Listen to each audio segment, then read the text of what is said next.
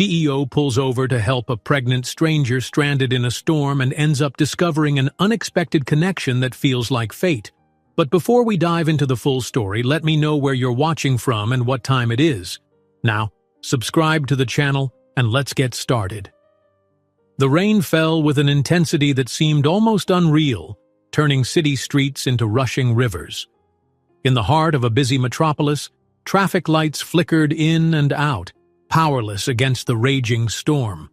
No one dared to linger outside, and most people stayed in the safety of their homes or offices, hoping the weather would calm soon. Yet, in the midst of this chaos, a sleek black car sped through the flooded roads. Inside was Mason Carter, the CEO of a prestigious real estate development firm. With each arc of the windshield wipers, he caught flashes of lightning illuminating puddles the size of small lakes. Mason's jaw was clenched. He had left an important corporate dinner earlier than expected, ignoring questions from colleagues and subordinates who wondered why their usually composed boss was suddenly eager to be on his own. He couldn't explain it, but a restlessness had settled in his heart all day. Something in the storm's electricity made him uneasy, as if urging him to leave the polished, refined event halls and step into the night. Now, as the thunder boomed overhead, his intuition seemed confirmed. There was a reason he was out here.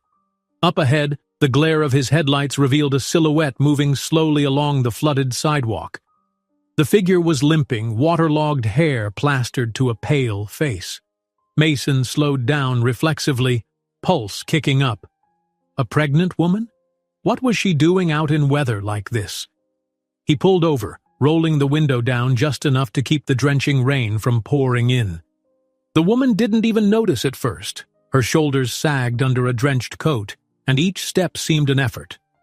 When Mason called out to her over the roar of the storm, she turned with obvious exhaustion. "Are you all right?" he shouted, voice straining to be heard over the pounding rain. She hesitated, eyes darting between the luxurious car and the raging street behind her. Mason sensed her caution but also saw that she was shivering uncontrollably. "Please, get in," he insisted, popping the passenger door open from within. For a moment she looked as though she might refuse. Then another flash of lightning splintered the sky, and the downpour intensified. At last she nodded, tentatively, almost apologetically, and climbed into the passenger seat, slamming the door after her. The car's interior lighting revealed a striking yet exhausted face framed by dripping hair. Her clothes stuck to her skin, and Mason guessed she was in her mid-20s, or maybe a little older. The exhaustion in her eyes hinted at burdens heavier than the storm outside. "Thank you," she managed, though her teeth chattered between each syllable. Mason cranked up the heat. "Don't mention it. I saw you walking out there. This weather is brutal. Are you all right? Are you hurt?" She paused, seemingly unsure how much to reveal to this stranger. He noticed her left hand resting on her rounded belly, a clear sign of advanced pregnancy. Water dripped from her jacket onto the plush leather seat, but Mason didn't care. The more pressing concern was her well-being. "I'm Emma," she offered, voice weak but resolved. I lost my job a few weeks ago, and then somehow everything went wrong at once. I didn't have anywhere to stay tonight, so I was trying to walk to a friend's apartment." She gave a shaky laugh. "Probably should have taken a cab, but my phone died and I'm out of cash." He studied the signs: exhaustion, vulnerability, and a stoicism that belied her dire situation. She was obviously close to her due date. He guessed about 7 or 8 months along. Her stomach was prominent, and she clutched it protectively whenever thunder echoed. "Emma, I'm Mason Carter," he said gently, trying to keep his typical commanding tone at bay. "This storm isn't letting up. If your friend's place is nearby, I can drive you. If not, well, I have a safe place downtown. You'd be welcome to stay the night." His mind whirled with concerns. Bringing a stranger home wasn't something he did. In fact, Mason was known for being guarded in his personal life. Yet something about Emma's distress and the unborn child relying on her triggered a protective instinct in him. She shivered again. I appreciate it, Mr. Carter, but I really don't want to impose. My friend is across town, near Crescent Street. I'm sure she'd let me sleep on her couch. That's still over 15 minutes from here in normal traffic. Tonight, in this weather, it might take an hour or more, assuming we don't get stranded by flooding. And you said your phone is dead. If your friend isn't home or can't help, you'll be stuck outside again. His voice hardened with worry. Though he usually maintained a professional distance, the thought of leaving her alone was unthinkable. Emma seemed to debate silently. She placed a hand on her belly as if seeking guidance from the life growing within her. Then she inhaled shakily. You said you have a place downtown? Yes. My penthouse suite is mostly empty, it's just me. I have a spare room and it's warm. He paused. You'd be safe there. She let out a deep breath. Part relief, part apprehension. All right, just for tonight. Mason nodded, turning the car around carefully, wipers battling the torrential sheets of water. He knew the entire city was on edge from the storm warnings, yet beneath the tension, he felt a flicker of reassurance. At least Emma was no longer out in that cruel weather. By the time they arrived at Mason's luxury apartment building, the storm had escalated. The valet lane was half flooded, and even stepping from the curb to the lobby door required wading through ankle-deep water. Mason insisted on helping Emma out of the car, one hand supporting her elbow. Inside the opulent marble-floored lobby, the doorman blinked in surprise at Mason's unexpected arrival. Usually the CEO traveled with a private driver, not soaking wet in the middle of the night. The doorman's eyes flickered to Emma, but said nothing. Mason's expression brooked no small talk. They rode the elevator in thick silence, broken only by the hum of machinery. Emma stared at the mirrored walls, hair plastered to her forehead, as if trying to comprehend the sudden shift from storm-lashed streets to a world of quiet luxury. He led her into the penthouse, a sprawling, open-concept living area with floor-to-ceiling windows giving a dramatic view of the stormy city skyline. Lightning flashed, revealing rain streaks that raced down the glass. "Let me find you some towels," Mason offered, speaking more softly now. He flicked on recessed lighting, revealing tasteful modern decor in shades of gray and white. Everything looked impeccably arranged, except for some scattered paperwork on a polished coffee table. While he hurried to a linen closet, Emma stood uncertainly near the entrance, water dripping onto the marble floor. She felt every inch the intruder in such refined surroundings. Her shoes were soaked, her coat tattered from months of repeated use. But the moment Mason returned and draped a large towel around her shoulders, she felt an unexpected wave of gratitude. "Thank you again," she whispered. "I know this is unusual. You don't even know me, yet you're letting me into your home." He gave a small smile. Sometimes doing the right thing doesn't need a bigger reason. Then, as if to lighten the mood, he added, "Don't worry, my housekeeping staff can handle a little water on the floor." She managed a slight laugh. "I'll try not to create a flood indoors at least." Mason found her some dry clothes, a loose t-shirt and drawstring pants from his closet, and directed her to the guest bathroom. Once the door closed, he exhaled, only now realizing how tense he'd been. In a single evening, his entire routine had been upended. He was known as a figure of control and confidence in the business world, always one step ahead. Yet if someone had told him he'd bring a pregnant stranger home tonight, he would have dismissed it as impossible. And yet here we are, he thought, glancing at the closed bathroom door. While Emma showered, he tried to distract himself by sifting through emails on his phone. But each time thunder rumbled or the wind howled beyond the glass, he glanced toward the bathroom, worried about how she was faring. He reminded himself that she was simply seeking warmth and shelter, not a new life. Still, a flicker of protectiveness lodged in his heart. Eventually, Emma emerged wearing Mason's borrowed clothes.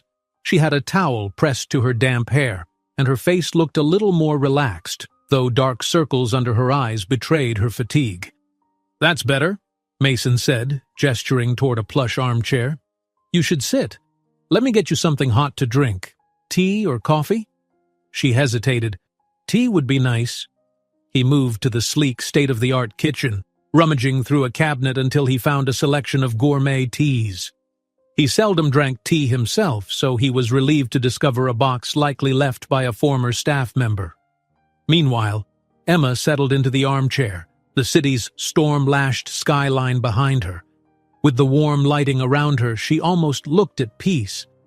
But Mason noticed how her hand lingered over her stomach, gently rubbing in slow circles.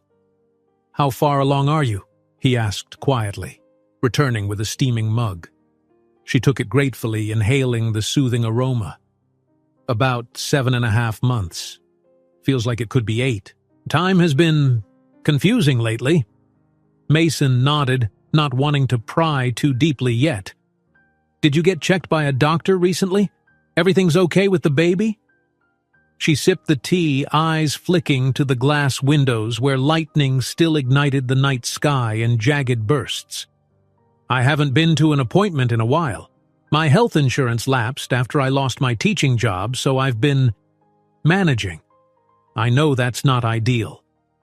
He felt an unfamiliar ache in his chest, outrage at her precarious situation, empathy for her struggles. "We'll figure something out," he said, the words surprising even himself. I mean, maybe my company's medical program could help, or I can find some resources. There must be a solution." Emma blinked, tears threatening to surface. "I appreciate it, but you don't have to—" Mason lifted a hand. "I know I don't have to. But Emma, you were out there alone in this storm. You're carrying a child. No one should have to do that by themselves." She looked down, overcome by emotions. For a moment, they both were silent, listening to the wind roar against the glass. Finally, Mason cleared his throat. "Why don't you get some rest? That sofa behind you is actually quite comfortable, but I can set up the guest room for you if you'd prefer." She shook her head, surprising him. "The sofa is fine. I don't want to inconvenience you more than I already have." "That's not a problem at all. The guest room is—" "No, please," she insisted, a mix of gratitude and lingering caution shining in her eyes. "This is already more than I ever expected. Thank you." Reluctantly, Mason agreed, fetching an extra blanket and cushion. After he arranged them, Emma settled herself, mug of tea still in hand. The scene was quietly surreal. Him, a high-powered CEO known for stoic professionalism, helping this vulnerable woman gently position a pillow for her aching back. A forceful gust of wind rattled the windows once more, and the overhead lights flickered. In that moment, the city beyond looked eerie and otherworldly, but inside Mason's penthouse, a fragile sense of warmth and safety took hold. He lingered, making sure Emma was comfortable. She offered him a soft, appreciative smile. "Mason," she whispered, "thank you. I don't have words." He simply nodded, uncertain of how to respond. The entire evening felt like stepping onto a different path than the one he'd always followed. Deep down he sensed there was no turning back. Something had sparked here, maybe not romance yet, but definitely a connection. As he headed toward his own room, he heard Emma's soft, sleepy voice. "If I had stayed on those streets much longer, I don't know what would have happened. You saved us." It was such a simple statement, but it resonated powerfully. The vow he made in that instant was unspoken, even to himself, yet real as the storm outside. He wouldn't let anything happen to her or her unborn child, not as long as he could help it. Early morning sunlight streamed through the expansive windows of the penthouse, revealing the water droplets still clinging to the glass from the stormy night before. The cityscape below looked as though it had been scrubbed clean by the rain. Pavement glistened, and for a moment, everything felt fresh and new. Mason woke to the soft glow of dawn, momentarily unsure if the events of the previous night had been real or some dream conjured by his restless mind. Then he remembered the figure dozing on his living room sofa. He rose, quickly tidied himself, and stepped into the main area. Emma was already awake, sitting upright with the blanket draped around her shoulders. Her gaze was fixed on the view outside. A gentle silence filled the space, broken only by the faint hum of the building's central heating and the low rumble of traffic far below. As soon as she noticed him, Emma offered a hesitant smile. "Morning," she said, voice still scratchy from lack of sleep. "Morning," he replied, clearing his throat. He felt oddly self-conscious, a sensation foreign to him. In the business world, he was used to being the one in command, confident, purposeful. Yet in front of Emma, who was simply sitting in a borrowed t-shirt, he found himself choosing his words carefully. "How'd you sleep?" She gave a half shrug. "Better than I expected, considering everything. The sofa was really comfortable and your heater works miracles." Her tone held a flicker of humor, though her eyes suggested a deeper exhaustion that rest alone couldn't fix. Mason instinctively moved toward the kitchen. "I can make coffee, or there's still some tea. Do you take sugar or milk?" Emma started to rise, wincing slightly at the effort of standing. "Coffee is great, but let me help. I can't keep letting you wait on me." He waved off her attempt, guiding her gently back to her seat. "Sit. You must be sore. Let me handle it." Though she seemed ready to argue, Emma yielded, gingerly resting a hand on the curve of her belly. Mason noticed she wore the same expression of cautious pride and gentle protectiveness he'd glimpsed the previous night. She had an air of quiet resilience, a trait that stirred something within him. He busied himself with the coffee maker. The aroma soon filled the penthouse, adding warmth to the sleek modern decor. Meanwhile, Emma gazed around, clearly trying to piece together the life of the man who lived here. Every surface shone with minimalistic perfection. A handful of abstract paintings adorned the walls. Aside from the storm's leftover gloom, the space conveyed a sense of refined order, as though carefully curated by someone who prized control in all things. After a few minutes, Mason set 2 steaming cups on the marble kitchen island. He pulled out a bar stool for Emma. She approached slowly, settling onto it with a visible sigh of relief. The closeness allowed him to notice faint lines beneath her eyes, evidence of sleepless nights that likely went back much further than just last evening's ordeal. "Thank you," she said softly, fingers encircling the mug. The warmth seemed to comfort her. "For everything you've done, I know it's a lot." He nodded, leaning forward on the island's countertop. "It's no trouble at all." He paused, uncertain of whether to delve deeper. "Listen, Emma, if you want to call your friend, maybe let them know where you ended up. I can lend you my phone or charger." Her mouth tightened slightly. "My friend, it's complicated. I was staying with her for a bit, but I think she was getting tired of me being there. It's not that she isn't kind, it's just everyone has their own lives and burdens. I don't blame her." Something heavy settled in Mason's chest. "What about family? Anyone you can reach out to?" She shook her head, eyes downcast. "My parents died in a car accident when I was in college. No siblings. My extended relatives are scattered, and we're not close. I had a teaching job that was my lifeline, but the school made some budget cuts. I was one of the first to go." She shrugged, trying to sound casual about it. "And now here I am." He felt a flicker of frustration on her behalf. This woman had carried on alone well into her pregnancy. As Emma resumed sipping her coffee, Mason studied her. She wore a quiet dignity, the stoicism of someone who'd learned to expect little help from the world. Something tugged at him, a protective urge he rarely felt in his carefully managed life. "There must be some assistance programs or a good OB-GYN we can set you up with," he ventured. "I have contacts. Maybe my company's health branch can—" Emma raised a hand gently, stopping him. "Please understand, Mason. I'm grateful for your kindness more than I can express. But I've been managing on my own for a while now. I have some money saved, just not enough for a deposit on a new place, and with the baby on the way it's been tricky." She hesitated before adding, "And if I'm honest, it's overwhelming to accept too much help from someone I barely know." Mason recognized the caution in her voice, the boundary she needed to maintain her sense of independence. He decided not to push. "I understand," he said, though he truly did not. How could anyone navigate this situation alone? But he respected her choice. "Still, you're welcome here until you figure out your next step."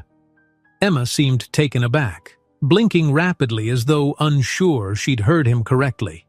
I can't impose on you like that. I was thinking I'd just head out this afternoon once the road's clear."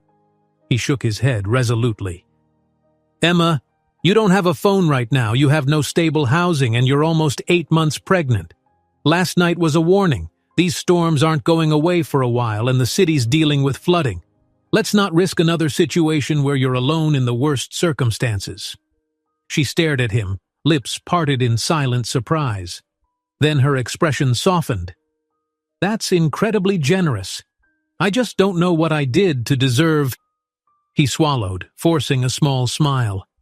"You deserved basic kindness the moment you were out there in the storm. That's all there is to it." A quiet tear escaped down her cheek. She brushed it away self-consciously. Mason rose, retrieving a box of tissues from a nearby shelf, pretending not to notice her embarrassment. She exhaled shakily, regaining composure.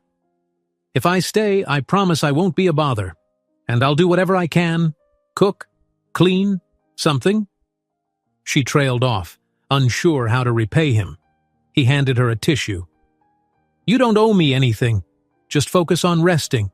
We'll figure the rest out as we go." A moment passed, charged with a silent understanding. On the surface, it was a conversation about logistics, where she would sleep, how she would manage errands. But underneath, both felt the undeniable weight of stepping across an invisible line. By letting Emma stay, Mason was welcoming not just a guest but an upheaval of his familiar routines. And Emma, by agreeing, was exposing her vulnerability to this man she barely knew. Mason glanced at the time on his phone. He had calls and messages from his office, a reminder that his professional world wouldn't pause just because of last night's events. Normally, a busy morning schedule would have him out the door at sunrise, heading to board meetings or investor briefings. Today, he couldn't bear the thought of leaving Emma entirely on her own without ensuring she'd be all right. "I have a few urgent business matters," he said tentatively, "but I can handle them from here, at least for the morning. Then, if you'd like, we could go out and get your phone fixed or replaced, maybe pick up some essentials for you, and if you feel up to it, I'd like to—" He paused, searching for the right words. "I'd like to take you to a doctor, just a basic checkup. You said you hadn't seen one in a while." Emma felt her breath hitch. She was protective of her independence, but had to admit the relief she felt at the suggestion. "I suppose that would be smart," she conceded quietly. "I've been worried, not knowing if everything's okay. But we can talk about it more after you finish your work. Really, don't let me interfere with your schedule." He nodded. "We'll figure it out together. For now, help yourself to the fridge or anything you need. I'll set up at the dining table to answer a few emails." Emma offered a grateful smile. "Thank you, Mason." She said his name like a gentle reassurance. He wasn't just a stranger anymore. Soon, the penthouse was filled with the muted sound of Mason's fingers tapping away at his laptop and the occasional ring of his phone. Emma wandered the living area, more awake now, and discovered a small bookshelf lined with business titles, biographies, and architectural journals. She ran her hand along the spines, thinking how different this world was from her own. From time to time, she peeked at Mason, noticing how seamlessly he moved between phone calls and typed messages, his face shifting from concentration to brief politeness when he answered a colleague's question.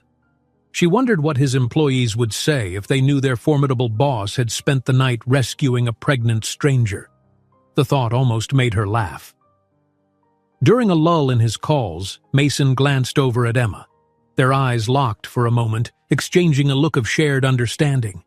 Each recognized how extraordinary the last 12 hours had been and how carefully they now navigated this unexpected bond forming between them.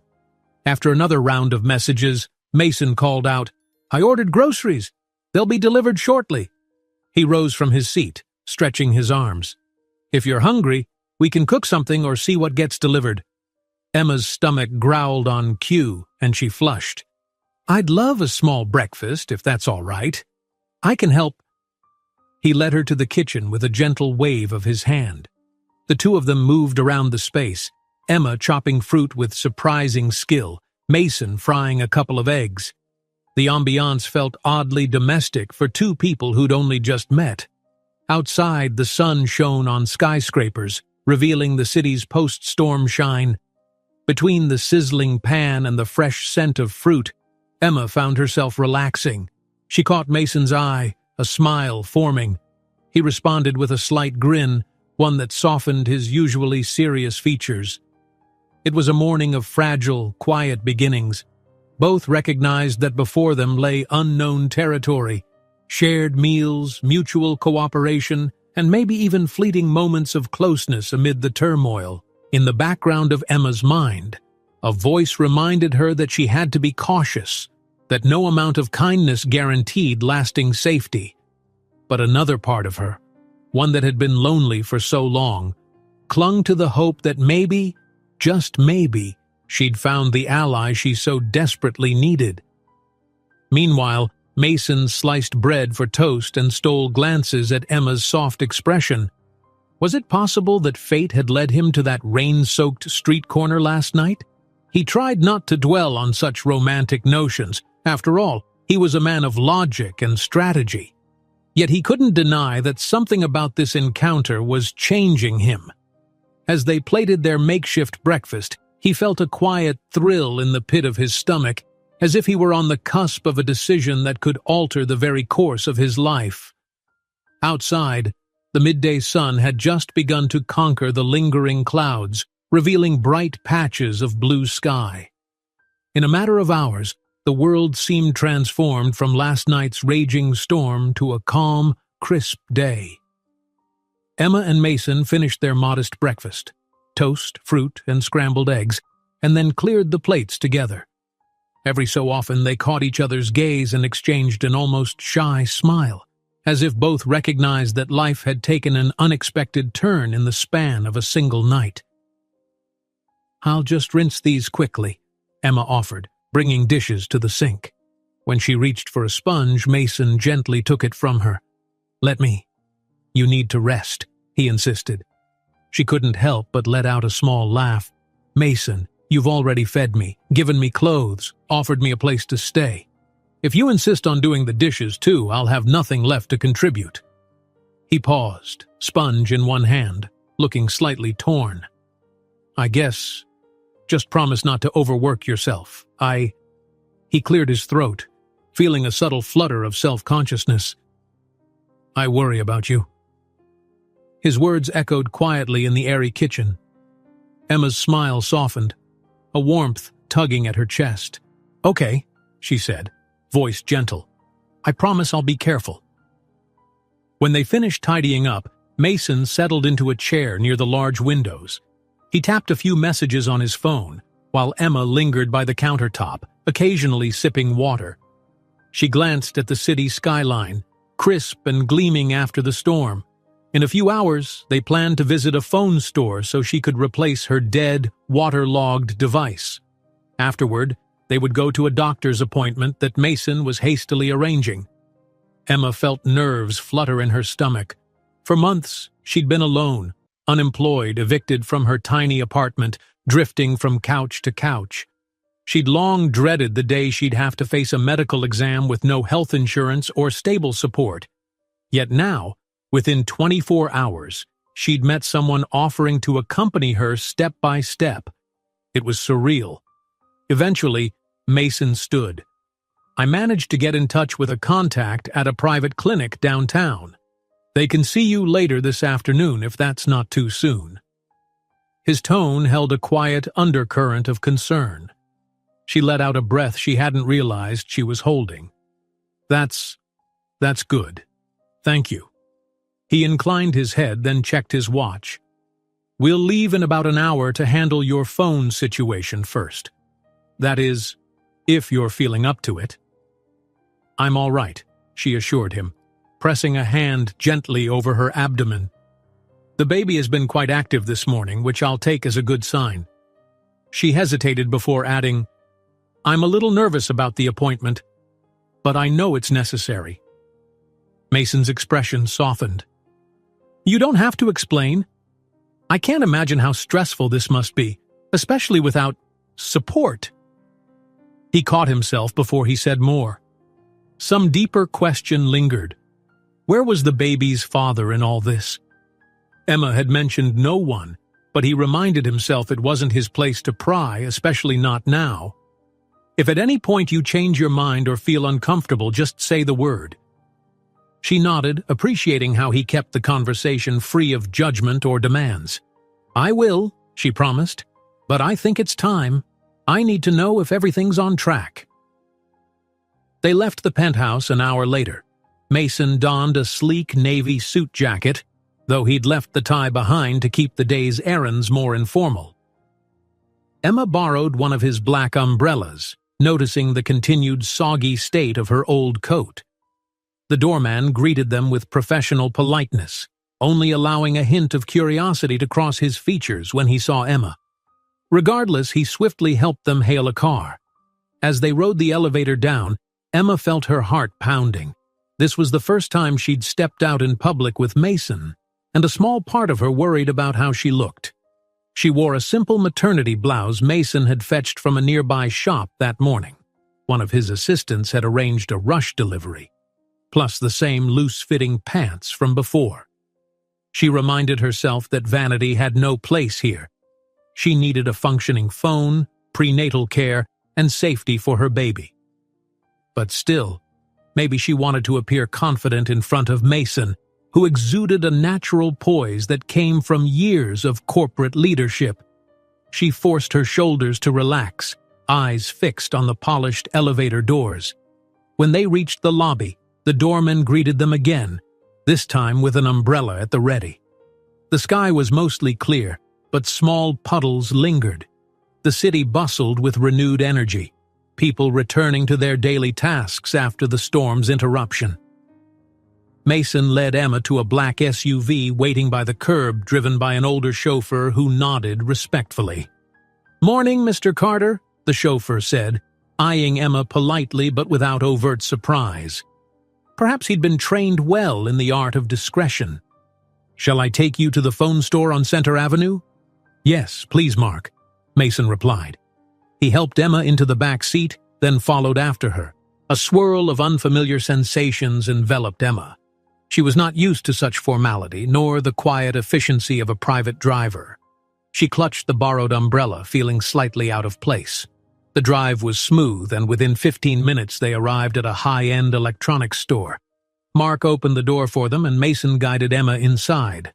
The shop's interior boasted sleek displays of smartphones and tech accessories, bright lights reflecting off pristine floors. A well-dressed clerk hurried over as soon as they stepped in, face lighting up with recognition at the sight of Mason. "Mr. Carter, good to see you. How can we help today?" Mason glanced at Emma, encouraging her to speak. She cleared her throat, summoning her confidence. My phone was destroyed in the storm. I need a replacement, something with reliable coverage. My old plan was, well, let's say it's not functional anymore." The clerk nodded sympathetically. "We can set you up. Do you have a budget or preferred brand?" Emma hesitated. Money was a constant worry. But before she could respond, Mason stepped in. "Quality matters. Give us something with a sturdy build and good battery life. She's going to need reliable service. Let's add it to my account." Emma's eyes widened. "Mason, you don't have to." He met her gaze, unyielding. "It's one less headache for you. Please, let me. It's important you have a phone." She started to protest further, but a gentle look from him halted her words. Her pride wrestled with gratitude, but she recognized the necessity. "Thank you," she finally murmured. The clerk, Sensing this dynamic, quietly went about selecting a robust smartphone model. While waiting for the device to be activated, Emma and Mason strolled through the aisles, examining headphones and accessories as if perusing a casual shopping list. She felt a mix of relief and guilt. Part of her worried about how she'd ever repay him. Another part whispered that maybe he truly didn't mind. Maybe he found meaning in helping her. She pressed her lips together, letting that thought settle. Eventually, they wrapped up the purchase. The clerk handed Emma a shiny new phone, already charged, with a monthly plan set up under Mason's corporate account. It felt surreal to have such an expensive piece of tech in her hand. Mason offered the clerk a polite nod, ignoring the man's subtle curiosity. "You ready?" Mason asked, gently touching Emma's elbow. She glanced at him and exhaled. "Yes, more than ready, I think." They headed back to the car where Mark was waiting. Before Emma climbed inside, she noticed Mason giving instructions to the driver in a low voice, something about directions and a new route. When she settled into her seat, Mason joined her. "Everything okay?" she asked, scanning his expression. He nodded. "Yes. I was just confirming the best route to the clinic. It's near the riverfront district, so traffic can get a bit congested. We'll head there now if you're up for it." Emma swallowed her nerves, rubbing her hands lightly over her belly. "Let's go." The clinic was a modern, glass-front building overlooking a tree-lined boulevard. Inside, the reception area gleamed with polished floors and comfortable waiting chairs, the walls adorned with calming abstract art. Mason spoke briefly with a receptionist, who smiled at Emma and then led them to a private waiting room rather than the main lobby. Emma guessed this courtesy was extended because of Mason's influence or connections. A petite nurse appeared, greeting them warmly. "Emma? The doctor will see you in a moment." She ushered Emma through a corridor. Mason began to follow, but the nurse hesitated. "Oh, are you—" Mason cleared his throat. "If Emma would like me to come along, I'm happy to, but if you need privacy, I can wait here." Emma offered a small, appreciative smile. "I'd like it if you were there unless it's not allowed." The nurse looked between them and nodded, understanding the situation. "That should be fine. This way." They stepped into a cozy examination room, pastel-colored with framed posters about prenatal care. Emma's heart pounded. She'd put off a proper checkup for too long. The nurse took basic vitals, blood pressure, temperature, heart rate, while Emma answered questions about her medical history. She noticed Mason standing at a polite distance, eyes wandering over the diagrams of fetal development pinned to the walls.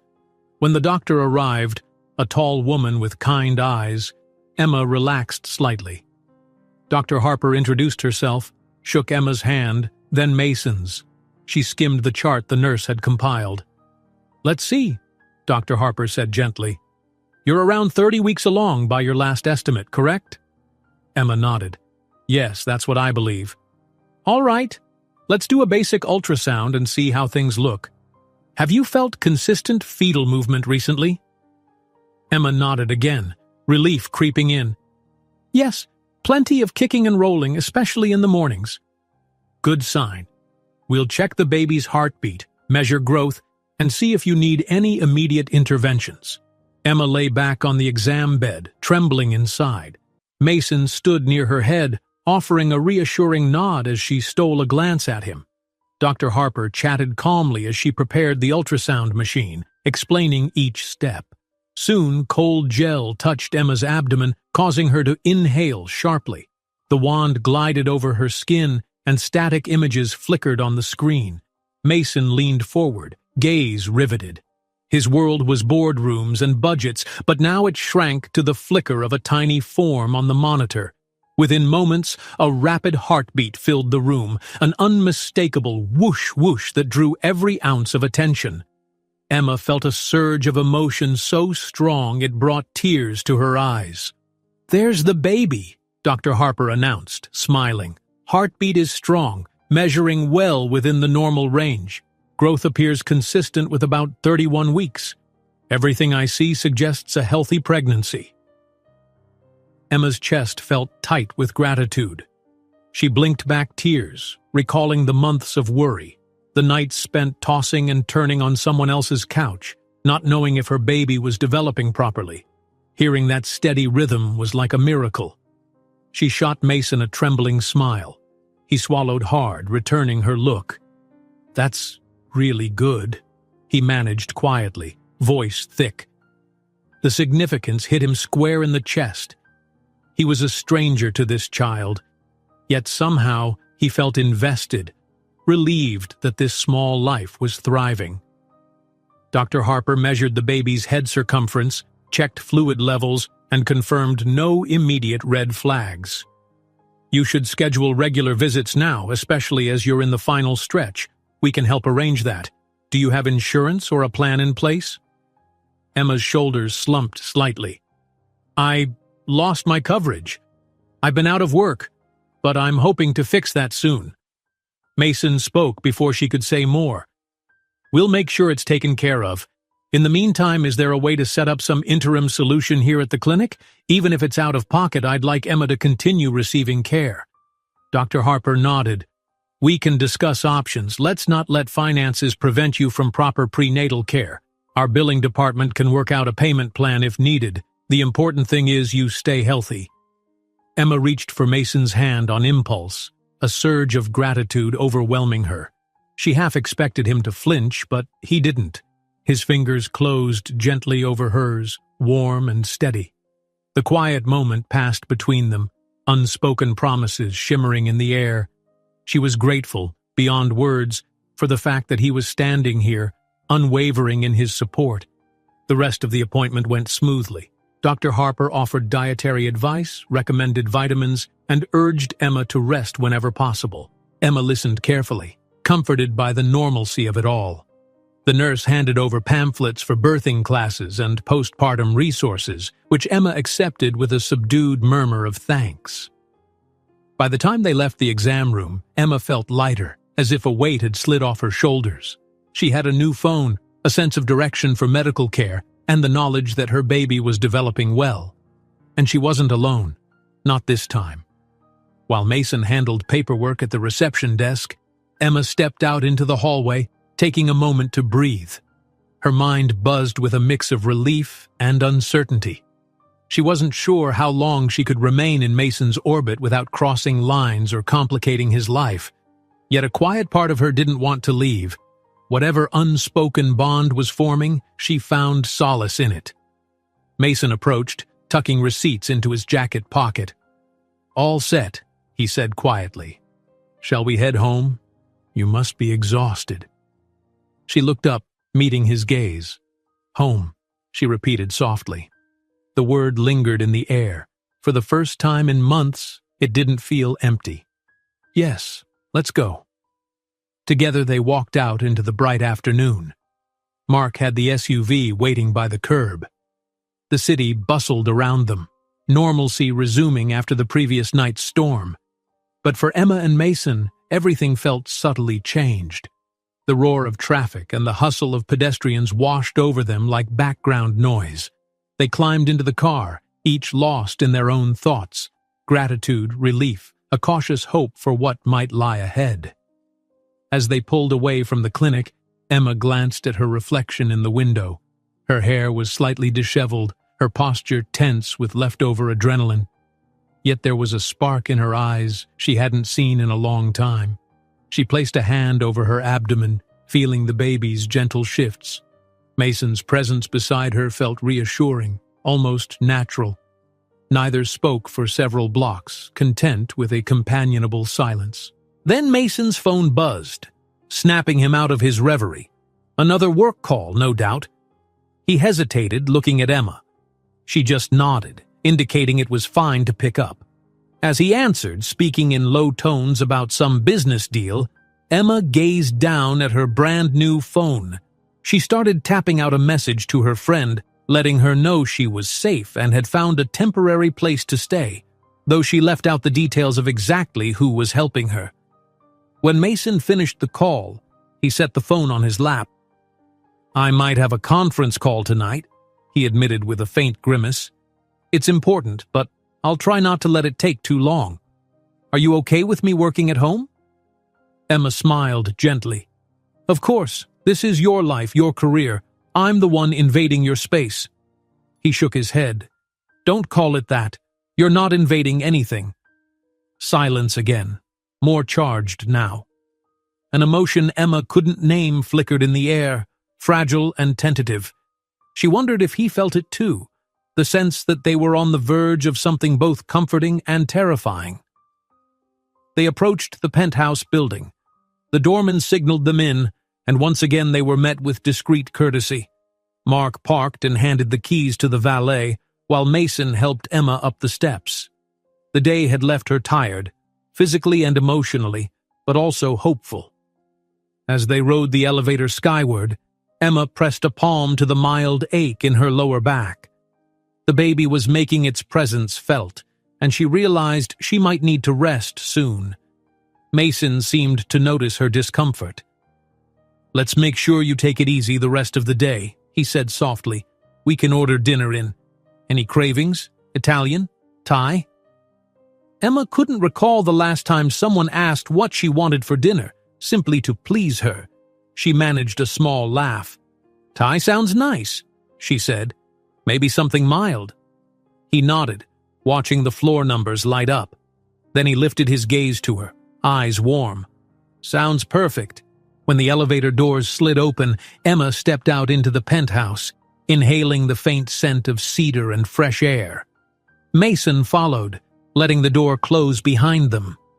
At that moment, the space felt a little less like his lonely fortress in the sky, and a little more like a real home, for both of them. Afternoon sunlight flooded through the penthouse's towering windows, casting long, slanted beams across the polished floors. Emma, settled into the plush sofa, glanced up at these patches of warmth with a quiet sense of gratitude. Gratitude for Mason's help, for the good news at the doctor's office, and for a moment of rest that she sorely needed. Mason stood by the kitchen island, phone pressed to his ear. His brow was furrowed, but he spoke in low, measured tones. Even if Emma couldn't make out his words, she recognized the cadence of negotiation, the subtle shifts in his posture. She'd never known someone who balanced that much pressure so gracefully.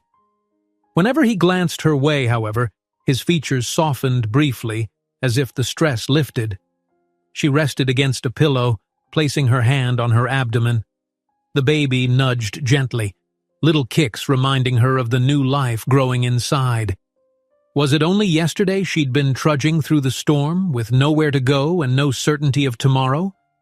Now she was in a penthouse, feeling almost safe, a sensation so foreign she didn't know how to handle it. Mason ended his call, sighing as he set the phone down. All right, he said, walking over. That was my chief financial officer. We're finalizing some investments in a new development, and there are complications with zoning. I might have to do a video meeting tonight. Emma nodded, pushing herself up slightly. Go ahead. I don't want you to feel like you have to rearrange everything just because I'm here. He gave her a brief smile. I know, but I also don't want to neglect you. Let me order us some food. Thai, as discussed. After we eat, I'll take care of the meeting.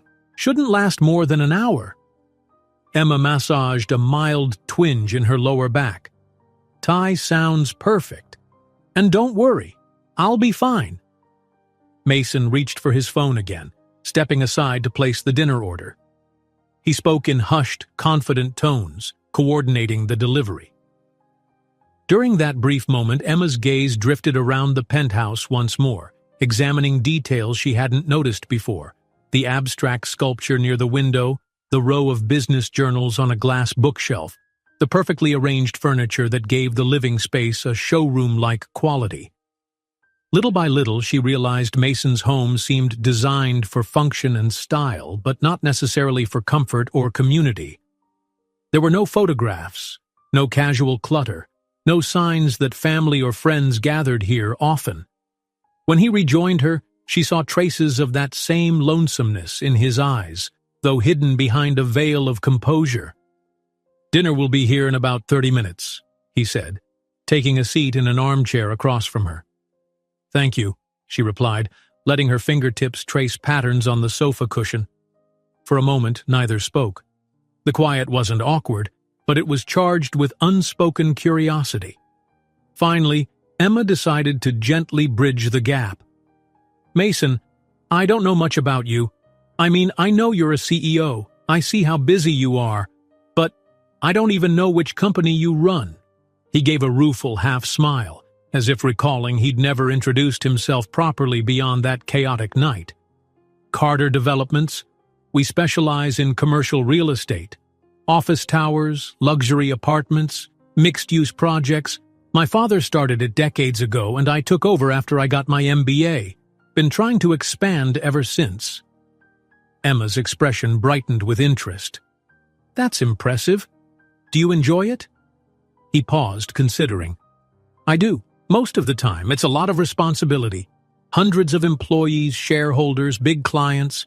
But I like building things, seeing an idea take shape and stand tall in a city skyline." A note of enthusiasm crept into his voice. "And I like creating jobs, bringing new opportunities to areas that need them." She nodded, empathizing with the passion in his tone. "What about family?" she asked softly. "It's just you here?" Mason's eyes flicked away for a moment. "My parents are both gone.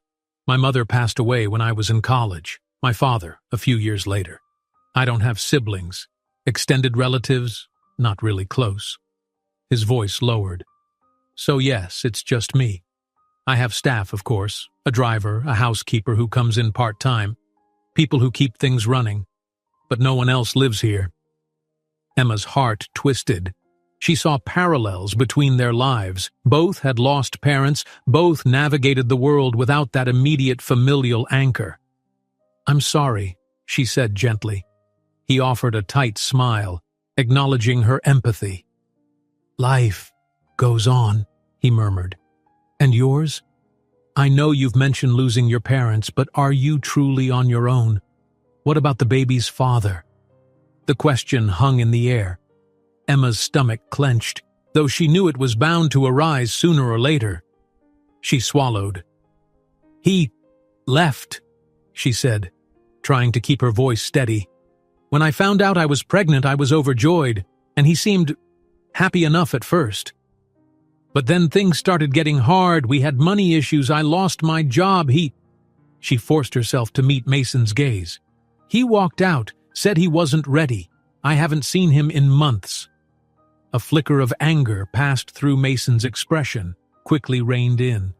"I'm sorry," he said softly. "That must have been so hard." Emma nodded, eyes downcast. "Yes, but I'm not the first single mother in the world. I'll manage." Yet even as she spoke the words, she felt the weight of that promise pressing down again. They fell into a hush, both processing the fragments of each other's stories now laid bare. The sound of the elevator chimed, breaking the moment. Mason stood, checking a wall-mounted screen that displayed building security camera feeds. "That should be dinner." A few minutes later, a delivery person was escorted to the door by the doorman. Mason thanked them, taking 2 large bags of fragrant Thai food. He set them on the kitchen island, the tangy, spicy aromas instantly filling the penthouse.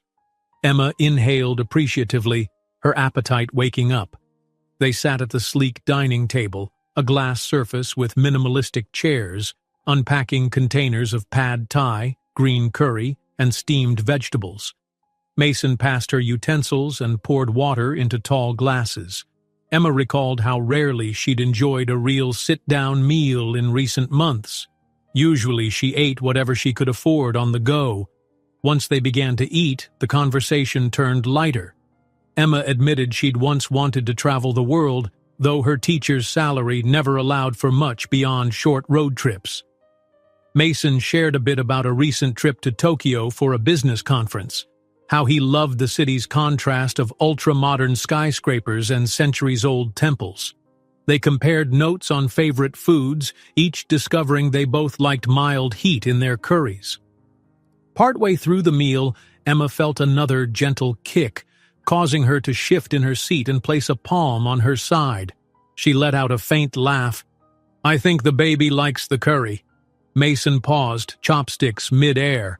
"Must be a good sign," he said quietly, glancing at her stomach with an almost shy curiosity. He didn't want to intrude, but she saw the question in his eyes. She offered a gentle nod. "Do you want to feel?" Her voice was a bit tentative, unsure of whether such a gesture crossed a line. But something about his kind presence made her take the leap. Mason set down his chopsticks. He approached, carefully placing a warm hand on the curve of her belly, his features unsure at first. Then, another kick. His eyes went wide in wonder, and a soft gasp escaped him. "That's incredible," he breathed. The awe in his voice was palpable. Emma felt tears prick the back of her eyes. She fought them off, touched by his genuine reaction. "It is," she whispered. "It's why I've kept going, even when everything else felt like it was falling apart." He withdrew his hand gently, returning to his seat with a thoughtful expression. They resumed eating, but their exchange had ignited a silent closeness, a sense that their bond had moved beyond polite gestures. This small, almost intimate moment of feeling the baby's movement was something Emma had not shared with many, and Mason, for his part, looked struck by the reality of new life, so different from the steel and glass realm he lived in. When the meal ended, Emma insisted on clearing some plates, while Mason packed leftovers into containers. They moved in unison through the kitchen, comfortable and quiet. She caught glimpses of his face. He seemed introspective, as though the baby's kicks had awakened some reflection inside him. Afterward, Mason excused himself to prepare for his conference call. "I'll be in my office just down the hall," he explained, guiding Emma to a small lounge area. "If you need anything, feel free to knock." She glanced around. The lounge boasted a wide TV, plush armchairs, and a couple of bookshelves. "I'll be fine," she assured him. "Take your time." He lingered a moment, eyes on her. "All right. Don't hesitate if you get uncomfortable or need help." She smiled. "I promise." Then he left, footsteps echoing through the corridor. Emma settled into an armchair, letting out a slow breath. Her body still felt the day's exertions, the new phone purchase, the doctor's appointment, the emotional roller coaster of sharing her story. She glanced at the TV remote on a side table but decided against turning it on. Instead, she reached for a book on the nearest shelf, something about architectural design. It looked dense, full of glossy photographs, probably part of Mason's professional interests, she assumed. Curiosity got the better of her. She flipped through the pages, seeing pictures of stunning skyscrapers, futuristic cityscapes. She found herself wondering how Mason had grown into such a poised, driven entrepreneur. What had shaped him? Was he always so stoic, or had heartbreak and responsibility forged that steely exterior? In the hallway, she heard a muffled voice, his voice, speaking on a call. She couldn't catch the words, but the tone suggested negotiation, firm yet polite. No doubt sealing deals, juggling investors.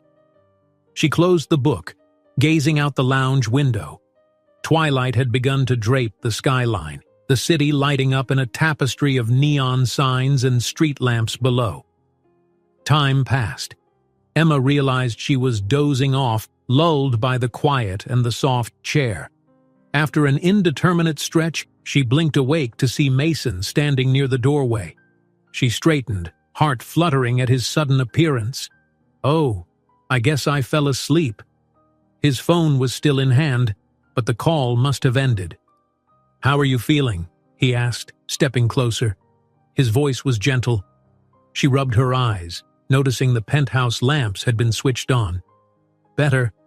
I didn't realize I was so tired." He slipped the phone into his pocket, the tension of business fading from his features. "Are you okay? Does your back hurt?" She stretched a bit, wincing at a mild ache. "A little, but I'm all right.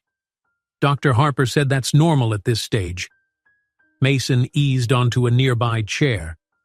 If you need anything like a maternity pillow or some heat pack, let me know. I can have my driver pick something up tonight." The offer made her chuckle softly. "You really spoil me, you know?" A hint of color rose in his cheeks. "Sorry if I'm overdoing it, you shouldn't have to be in pain." She reached across the gap, laying her hand lightly over his. "You're not overdoing it. Thank you." The gesture was small, but it conveyed more than simple gratitude. It was acknowledgement of the closeness forming between them. His eyes flicked to her hand, and for a moment Emma wondered if she'd crossed a boundary. But then he turned his palm, threading his fingers gently with hers. The warmth and pressure of his grip reassured her more than words could. "Emma," he started quietly, seeming to wrestle with his own thoughts. "I know this is sudden. Us, living in the same space. You have your life and I have mine, but if at any point you want something different to move on, know that I'll understand." He hesitated, then added, "I just don't want you to feel like you owe me. You owe me nothing." Her throat tightened. "I know," she replied, her voice barely above a whisper. "You've been kind without asking anything in return, but I'm not ready to leave yet. I don't have anywhere else that's safe, and if you truly don't mind me staying—" She trailed off, eyes brimming with a mix of relief and vulnerability. Mason shook his head, his expression resolute. "You can stay as long as you need. In fact, I want you to stay." The words hung between them, heavy with meaning. The flicker of city lights from the windows seemed to pulse in tune with the silence. Emma's heart pounded, both touched and cautious. She recognized that her presence would change his life. It already had. And yet, everything he offered seemed genuine. An open door, a protective promise. She squeezed his hand slightly as if sealing a silent agreement. "Then I'll stay," she whispered. A small, relieved smile curved his lips. He gently withdrew his hand from hers as if afraid his closeness might overwhelm her. "It's been a long day. You should get some real sleep tonight. The guest room is prepared now. Fresh linens, everything you need. Better than the sofa." She felt a tug of warmth in her chest. "I'd like that. Thank you." They stood. Without speaking, they walked side by side through the penthouse, Mason guiding her to a door at the far end of the hall. He opened it, revealing a spacious bedroom with calm, neutral decor. A large bed with crisp white sheets, a plush armchair in one corner, and soft ambient lighting that gently illuminated the walls. "I'll be in my room if you need anything," he said, lingering at the threshold. "Bathroom is just next door, and there's a phone on the nightstand. Internal line if you need to call me, or the doorman." Her eyes roamed the room, heart brimming with gratitude. "It's perfect." He nodded, then hesitated. Emma sensed he wanted to say something more, but he held back. Finally, he gave a slight bow of his head, stepping away. "Good night, Emma." She watched him retreat toward his own room, quietly closing her door. Standing in the gentle glow of the guest suite, she inhaled the faint scent of freshly laundered sheets. The reality of this day sunk in. A brand new phone, a doctor's confirmation of the baby's health, a meal shared with someone who genuinely cared. It felt surreal, like a dream she feared would vanish by morning. Crossing to the bed, she carefully lay down, mind buzzing with thoughts of Mason's kindness, the baby's well-being, and a future that only a day ago seemed impossibly bleak. Now there was a glimmer of hope. The ceiling overhead appeared soft and hazy as her eyes fluttered with fatigue. Her final waking thought was a quiet prayer of thanks for the baby's heartbeat, for the storm that had put her in Mason's path, and for the sense that, at least for now, she had found shelter in more ways than one. Morning light found its way through the soft, gauzy curtains of the guest bedroom. Emma stirred, briefly disoriented by her unfamiliar surroundings. Then memory returned. The doctor's appointment, dinner with Mason, the promise that she could stay. Relief cascaded through her. Perhaps for the first time in months she'd slept on a bed that felt truly safe. Despite a slight ache in her lower back, she felt more rested than she had in a long while. Pushing aside the covers, she walked to the window. The sky was streaked with early sunlight, the city below already humming with life. She smiled faintly, recalling how precarious her situation had been just 2 days earlier. Now, here she stood in a quiet bubble of comfort, courtesy of a man she'd barely known but who had opened his home, and maybe his heart, to her. After a moment, she checked her phone, newly charged on the nightstand. No urgent messages. Her friend had replied late last night, relieved to hear she was all right, but offered no immediate invitation to come stay. Emma wondered if that door was closed for good. She tried not to feel hurt. People have their own battles, she reminded herself. She freshened up in the adjacent bathroom, thankful for the clean towels and toiletries. A gentle knock at the door startled her. "Yes?" she called, opening it slightly. Mason stood in the hallway, already dressed in a crisp shirt. No tie again, though. His expression was unreadable for a moment, then softened. "Good morning. I didn't want to barge in, just checking if you're awake." Emma offered a small smile. "I'm up. Did you sleep well?" "Reasonably," he said, though the faint circles under his eyes suggested otherwise. "I thought maybe we could have breakfast. I have a meeting at the office mid-morning, but I'd like to talk to you about a few things first." Her stomach twisted with a surge of nervousness. "Sure.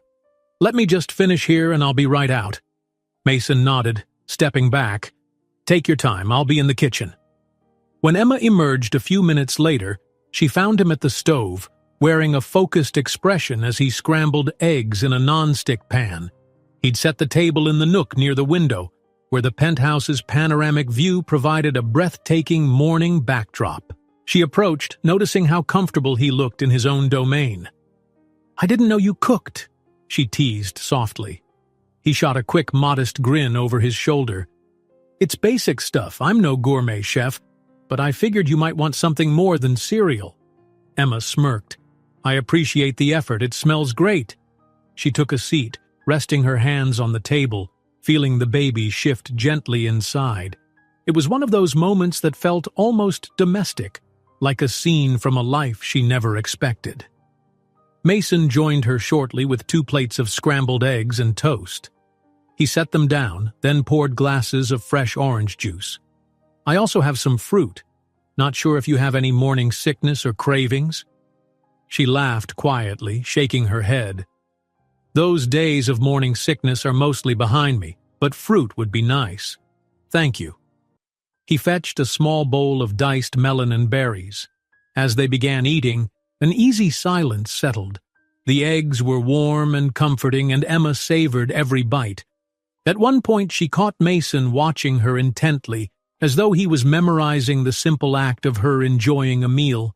She raised an eyebrow in question, and he cleared his throat, focusing back on his own plate. When they finished, he sat back, fingers laced on the table. "So, I wanted to discuss what happens next," he began. "I'll be going into the office today, but only for a few hours. Are you comfortable staying here alone for a bit?" She blinked, feeling almost shy at how considerate he was. "Yes, of course. I'll be fine." Mason nodded. "Feel free to explore the apartment. If you need anything, you can call me or the doorman. After work, I'd like us to look at some more permanent options for you, like how to handle insurance, maybe look into job placements for when you're ready after the baby is born. Also, I was thinking about the baby's room. If you plan to stay here, we could convert one of the spare rooms into a nursery." His words hung in the air, full of quiet invitation. Emma's chest tightened. A nursery? The idea of it was so personal, so intimate. She wanted to let herself dream of fresh paint on the walls, a crib, soft blankets, and the security of a stable home. But was it wise to root herself in a place that might not be permanent? "That's very kind," she said cautiously. "But are you sure? I don't want to assume—" He leaned forward. "I'm not sure of anything," he admitted quietly. except that I want you to have a safe space for your child and for yourself. If that's here, I'm willing to make it work. But I also understand if you eventually want your own apartment." She exhaled, grateful, yet overwhelmed. "Let's take it one step at a time," she managed, meeting his gaze. "Maybe in a few days we can talk about how we want to set it up."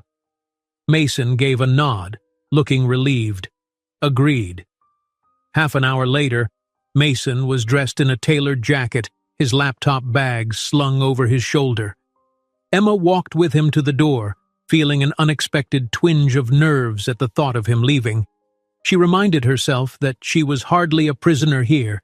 She just wasn't used to being in such a large, private space alone. He paused in the hallway as if wanting to say something, but ended up gently touching her arm. "I'll try not to be gone too long. If you need anything, call me." She offered him a reassuring smile. "I will. Have a good day at work." He hesitated a moment longer, then finally slipped out the door. She listened as his footsteps retreated to the elevator.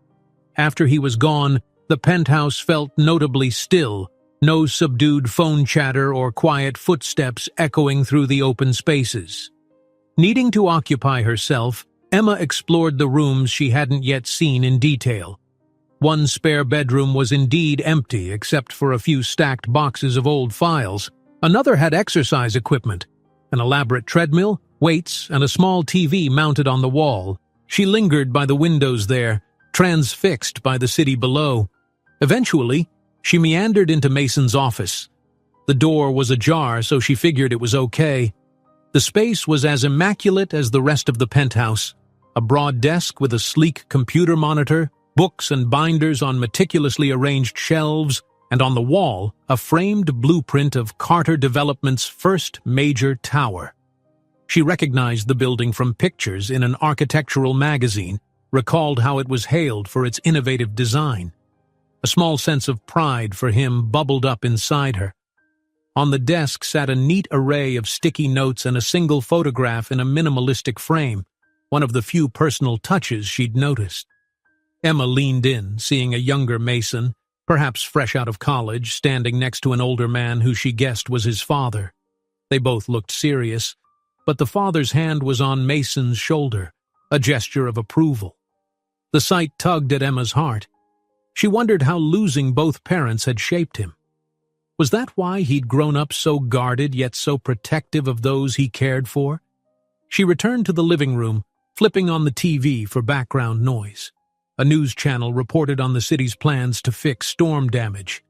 Emma listened half-heartedly, settling onto the sofa. The baby stirred again. She placed her hands over her belly, letting the new phone sit on the coffee table. A wave of emotion washed over her. Gratitude at being safe in the moment, but also anxiety about what the future might hold. Could she truly stay here indefinitely? She didn't want to become dependent. Yet the more she thought about leaving, the more a knot formed in her stomach. Where would she go? Back to couch hopping? Another rental she couldn't afford? She whispered a soft vow under her breath. "I'll find my footing soon, baby, I promise." As if to distract herself, Emma tapped the phone's screen, deciding it was time to handle a few practicalities. She needed to update friends about her phone number, see if there were any part-time remote teaching opportunities, or at least tutoring gigs. If she could earn something, maybe she could contribute to groceries or medical bills. She fired off a few emails, typed up a short note to a former colleague about any tutoring leads, then scanned some local job boards. Time slipped by more quickly than she realized. She heard a distant chime, the elevator, followed by the doorman's voice carrying through the intercom, announcing a delivery. Curious, she approached the door. When she opened it, a courier was stepping off the private elevator with a large box in hand. He offered a polite nod. "Delivery for Ms. Emma?" he said, checking the label. "That's me," she answered, puzzled. She signed where indicated, then took the box. It was fairly heavy, her arms straining a bit. Once she closed the door, she brought the package to the kitchen table and carefully opened it. Inside were a new maternity pillow, some prenatal vitamins, and a couple of books about childbirth and newborn care. Emma recognized a small typed note taped to one of the items. Just wanted to make sure you have what you need. M. She felt tears sting her eyes. Mason had only been gone a few hours, yet he'd already arranged for these thoughtful items to be delivered. It wasn't the cost that moved her. It was the gesture, the quiet demonstration that he was paying attention, wanting to ease her worries without making a show of it. She placed a hand over her mouth, letting a tear slide down her cheek. Without family or a partner, she'd grown used to handling everything alone. Now, she had someone who anticipated her needs. It humbled her, grateful and slightly afraid of how this might change her heart. She glanced around at the penthouse, trying to imagine how a nursery might look, how she might fill these echoing rooms with small signs of family life. That afternoon, she put the new pillow to use, testing how it felt behind her back as she lounged on the sofa. A contented sigh escaped her. The baby gave another series of flutters, and Emma murmured soothingly. She read from one of the new books, quietly learning about newborn schedules and feeding tips. It dawned on her that she might have to consider how Mason would fit into all of this. Would he want to be involved more deeply? Or was he simply offering kindness for a friend in need? She tried to quell her swirling thoughts, focusing on the present. For now, she would accept his generosity, do her best to keep moving forward and not overthink tomorrow. Hours passed in a blur of light reading and short walks around the penthouse to stretch her legs. Eventually, the sky shifted toward evening, and Emma found herself anticipating Mason's return. She realized she was actually looking forward to seeing him, sharing how her day went, hearing about his meeting, even telling him how much she appreciated the delivery. When a soft chime signaled the elevator around 6 o'clock, Emma sat up, heart skipping. She pushed aside the maternity pillow, smoothed her hair, and tried not to look overly eager. The door opened, and Mason stepped in, a slight smile breaking across his face when he spotted her. "Hey," he greeted, setting down his laptop bag. "Everything all right?" She rose from the sofa with care. "All good here. The package you sent arrived. Thank you so much." He nodded, looking somewhat relieved. "I was hoping it would get here before I returned. Are they helping?" "Definitely. The pillow's already making my back less sore." Her voice turned soft. "You didn't have to, you know, but it means a lot." Mason stepped closer, dropping his jacket over a chair. "I wanted to. I'm glad it helped." Their eyes locked for a moment, warm and earnest. Emma gestured at the table. "I was thinking, maybe I could cook dinner tonight. It's the least I can do." He hesitated. "Only if you feel up to it. Otherwise, I can order in again or—" She silenced him with a light laugh. "Let me at least try. It'll be simple. Pasta with vegetables? I found groceries in the fridge from your last delivery." He smiled, the corners of his eyes crinkling. "That sounds wonderful." As Emma made her way to the kitchen, she felt a gentle flutter of excitement. She wasn't the world's greatest chef, but she wanted to do something that felt domestic, meaningful. She wanted to give back, and if the act of preparing a modest meal could show her gratitude, it was worth it. Mason lingered by the island, casually rolling up his shirt sleeves. "Need any help?" he asked, retrieving ingredients from the fridge. Emma handed him a cutting board. "You can chop the vegetables. Try not to cut a finger off in the process." A playful grin formed on his lips. "I'll do my best." In the background, the city's lights twinkled through the tall windows, casting a golden glow over them. As they began their impromptu cooking session, side by side, trading banter over cutting techniques and sauce seasoning, Emma felt an unfamiliar sense of closeness. Perhaps the storms in their pasts had led them here, forging an unexpected companionship. Whatever the future held for now, they had this shared moment in the warmth of the kitchen, ready to create something together. Gentle music played softly from Mason's phone, filling the kitchen's open expanse with a relaxing melody while Emma stirred the pasta sauce. On the stovetop, steam rose from a pot of boiling noodles, and on the cutting board beside her, fresh vegetables glistened under the lights. Mason, sleeves rolled to his forearms, finished rinsing the final batch of produce. From time to time, he and Emma exchanged quick smiles or laughter. Their occasional clumsiness in the kitchen seemed more charming than embarrassing. Though Mason had claimed to cook only the basics, he wielded the knife with surprising confidence, slicing mushrooms and zucchini into neat pieces. Emma, meanwhile, seasoned the sauce with just a hint of salt and pepper, sniffing to ensure she had the balance right. "Careful," Mason teased. "Too much salt and I might have to call the fire department." She smirked. "You're mixing metaphors. A fire department for salt overload?" He shrugged, still grinning. "I'm a business guy, not a culinary wordsmith." Their banter felt effortless, as though they'd known each other for far longer than a few days. In reality, every glimpse they shared still carried an undercurrent of newness. Emma hummed to the music, movements relaxed. She couldn't recall the last time she'd cooked in a space like this, bright, modern, and fully stocked with utensils that actually worked. A contented flutter in her chest reminded her how quickly her life had shifted. 1 week ago, the thought of a safe, warm evening preparing dinner was unimaginable. Yet here she was, breathing in the aroma of tomatoes and herbs, her pregnancy aches soothed by the pillow Mason had sent, her heart comforted by the kindness in his gaze. When the noodles were ready, she drained them carefully, Mason steadying the pot's handle to help. "All right," Emma said, exhaling with satisfaction. "Let's see if this is edible." He handed her a fork, curiosity bright in his eyes. She twirled some pasta drenched in sauce, blew on it to cool, and took a quick taste. A pleased grin spread across her face.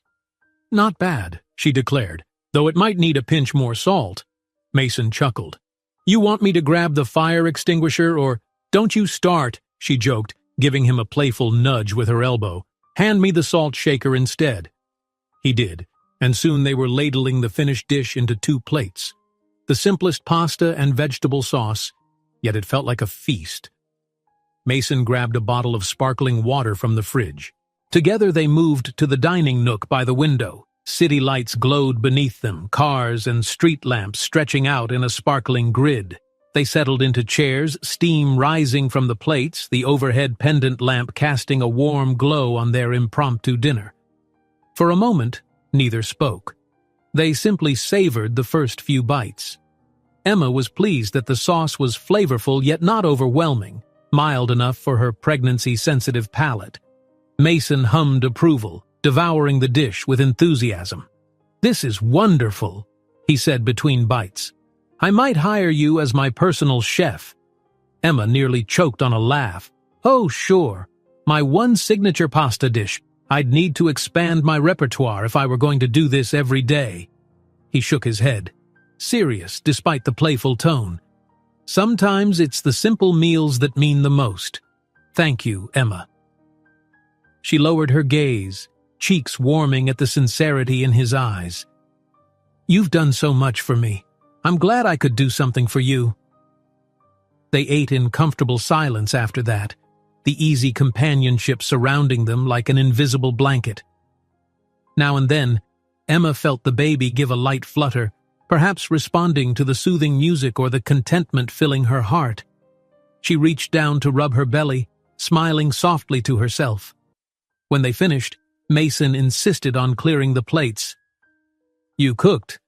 Let me do the cleanup," he said, carrying dishes to the sink.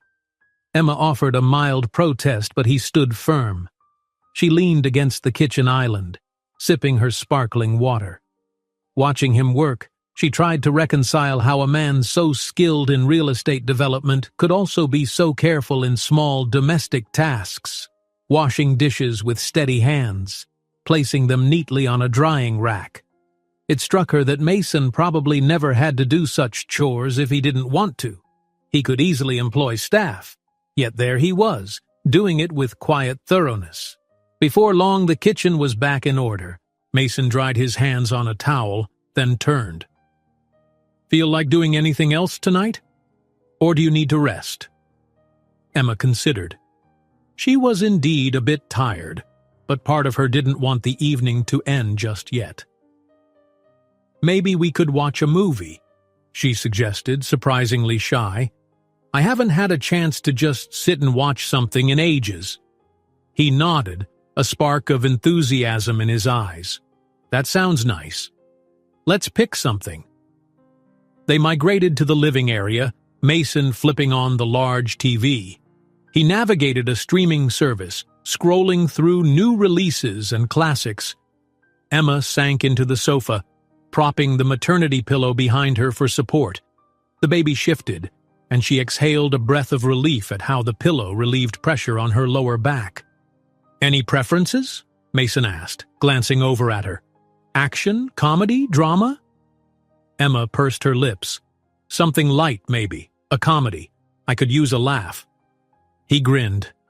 "Comedy it is." He selected a well-reviewed romantic comedy, sweet and not too heavy, and joined her on the sofa. The overhead lights dimmed as he adjusted the system to movie mode, causing the room's ambiance to shift into a cozy, cinema-like glow. Despite the movie's opening scenes, quirky characters and playful dialogue, Emma found herself more aware of the subtle closeness between her and Mason. They weren't exactly cuddled up, but as they leaned back, their arms occasionally brushed. Every so often she'd catch his profile out of the corner of her eye, illuminated by the TV's flickering light. About halfway through, a particularly silly scene made them both burst into laughter. Emma rested a hand on her stomach, feeling the baby twist in response to her amused movements. "Sorry, little one," she murmured with a chuckle. Mason's eyes flicked down, and for a moment he hesitated as though considering whether he could place a hand there too. Instead, he asked softly, "Do you need more water or anything?" She shook her head. "I'm good." Then she added with playful exasperation, "Though I might need a bathroom trip soon. Baby's pressing on my bladder." He nodded. "I'll pause the movie. You know where it is?" "Got it," she assured him, rising carefully.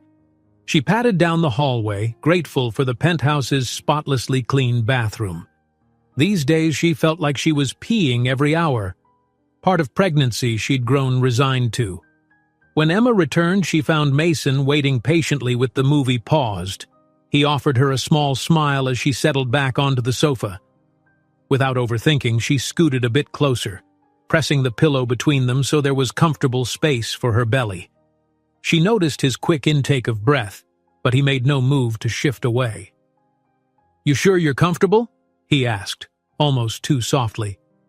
She nodded, heartbeat fluttering. "Yeah, let's keep going." They continued watching, sharing another laugh when the comedic mishaps on screen reached a crescendo. Emma found herself relaxing completely, something she rarely experienced. The baby's movements slowed, and she sensed that her little one was content too. Toward the end of the film, as the main characters resolved their misunderstanding in a dramatic, comedic fashion, Emma realized she was leaning against Mason's shoulder. She hadn't meant to. She'd simply felt tired, and the weight of the day's events, along with the growing child inside her, made her subconsciously seek support. His arm was there, warm and steady, so she let herself rest against him. At first, she tensed, ready to straighten up and apologize, but he didn't seem to mind. If anything, he adjusted slightly, giving her more room to lean comfortably. The faint smell of his cologne filled her senses, a comforting, grounding scent. By the time the credits rolled, Emma felt drowsy. The combination of a full meal, soft lighting, and the gentle weight of companionship lulled her. She blinked, trying to stay awake as the final scene faded out. Mason lifted the remote, turning the TV off. Then he looked down at Emma, pressed against his shoulder. "Hey," he murmured, his voice so quiet she almost thought she'd dreamt it. "You okay?" She forced her eyes open. "Sorry," she mumbled, sitting up straight. "I didn't mean to." "No, it's fine," he assured her gently. "If you're tired, you should head to bed. I don't want you to push yourself." She yawned, covering her mouth. "Yeah, I guess I am tired. I had a nice time tonight, though." "Thank you." His gaze lingered, a soft light in his eyes. "Me too," he said. Then, as though remembering to keep a respectful distance, he rose from the sofa, offering her a hand. She took it, pulling herself upright. They walked to the hallway side by side. At the door to the guest room, Emma paused, turning to him. She could feel the subtle tension of unasked questions about the future, about where this connection was heading, but neither of them spoke it aloud. The moment felt too delicate, too new. "Good night, Mason," she whispered, offering a small, sincere smile. He rested his hand lightly on the doorframe. "Good night, Emma. Sleep well." She slipped inside the room, heart fluttering. Only when she was alone did she exhale, one hand absently rubbing her stomach. The guest room's soft lamp illuminated the bed, reminding her how lucky she was not to be facing another unpredictable, uncomfortable night somewhere else. Changing into a simple t-shirt, Emma slid under the covers, the quiet hum of the penthouse enveloping her. For a long while she stared at the ceiling, thoughts dancing around Mason's kindness, the baby's impending arrival, and the persistent warmth in her chest whenever she recalled leaning against him during the movie. Eventually, her eyelids grew heavy. She drifted into a dreamless sleep, lulled by the sense that, in this high-rise sanctuary, she had found not just shelter, but the beginnings of true comfort and care. A light patter of rain, nothing like the storm that brought them together, tapped against the penthouse windows in the early dawn. Emma stirred, shifting under the covers until she found a comfortable angle for her growing belly. Sleep had come easily after the cozy night of shared laughter and a movie with Mason, but now she found herself wide awake, her mind roaming over the events of the past week. She'd stayed longer than she had ever intended, but so far, no one seemed to mind. In fact, Mason's quiet actions signaled the opposite. He wanted her there. Still, she couldn't help wondering if it was fair to rely on his generosity. Did she dare hope for a more permanent place in his world? Pushing away the swirl of doubts, she carefully rose from the bed. The new maternity pillow had made a real difference. Her back felt less stiff than usual. She stretched briefly, then headed to the bathroom to get ready for the day. The reflection that met her in the mirror showed a woman who looked more rested than she had in ages, although her eyes still held that cautious flicker of uncertainty. She pressed a hand over her belly, as if silently assuring her baby, "We're okay. We really might be okay." When Emma stepped out of the guest room, the penthouse was awash in a gentle morning glow, enhanced by the hushed, rainy drizzle outside. She found Mason at the dining table, nursing a mug of coffee while scanning through emails on a tablet. He looked more casual than usual. No suit jacket, just a neatly pressed shirt with the top button open. The occasional droplet of water slid down the window behind him, a soft background to the quiet space. "Morning," she said, approaching. "You're up early." Mason glanced up, setting aside the tablet. A subtle warmth rose in his expression. "Morning. I'm trying to clear some work before heading in. Didn't want to disturb you." He paused, eyeing her carefully. "How'd you sleep?" Emma offered a reassuring smile. "Better than ever. That pillow is magic." He returned her smile. "Good, I'm glad." Then he gestured toward the kitchen. "There's fresh coffee if you want some, or I can make tea if you'd prefer." "Coffee sounds good," she replied. "Just a small cup, though. Doctor said to watch my caffeine." Mason rose, moving to the kitchen counter. As he prepared a second mug, Emma lowered herself into a chair, feeling the baby shift. She looked at Mason's half-eaten breakfast, scrambled egg whites, a slice of toast. Something about the simplicity of the scene, the two of them starting the day side by side, felt normal, almost like a routine. He returned a moment later, placing the mug before her. She inhaled the comforting aroma. "Thank you," she said, cupping the warm ceramic in her hands. He nodded, returning to his seat. "Any plans today?" he asked casually, as though they'd been discussing schedules for months. Emma shrugged, taking a careful sip. I was thinking of searching more job listings, maybe checking if my old school has any openings for next semester. I'd love to teach again at some point, but I know that might be tough with the baby on the way. Mason's expression turned thoughtful. That's a good idea, and, I actually wanted to mention something. My firm runs a philanthropic initiative, Carter Community Foundation, where we sometimes fund local educational projects. We also offer tutoring programs for employees' kids. I'm not sure how you'd feel about it, but there might be a part-time opportunity there if you're interested in tutoring or creating lesson plans. Her eyes widened slightly. Really? I didn't know you did that. I'd definitely be interested, but I don't want any special favors. He held up a hand in a gentle stop. It's not charity.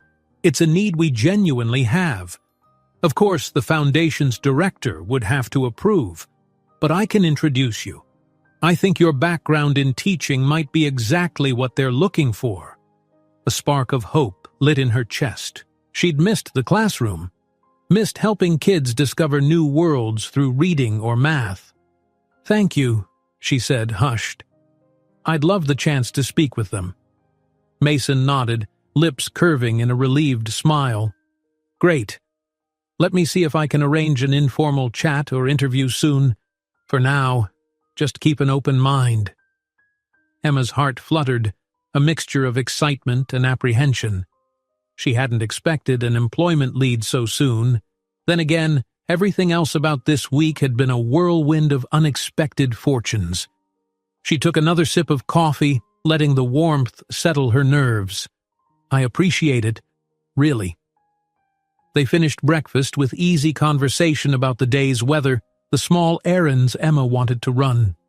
Mason soon checked the time, standing up to gather his tablet and a light blazer. I should get going, he said, sounding vaguely regretful. I have a site inspection across town, then I'll head to the office. I might be back a bit later than usual. You'll be all right here?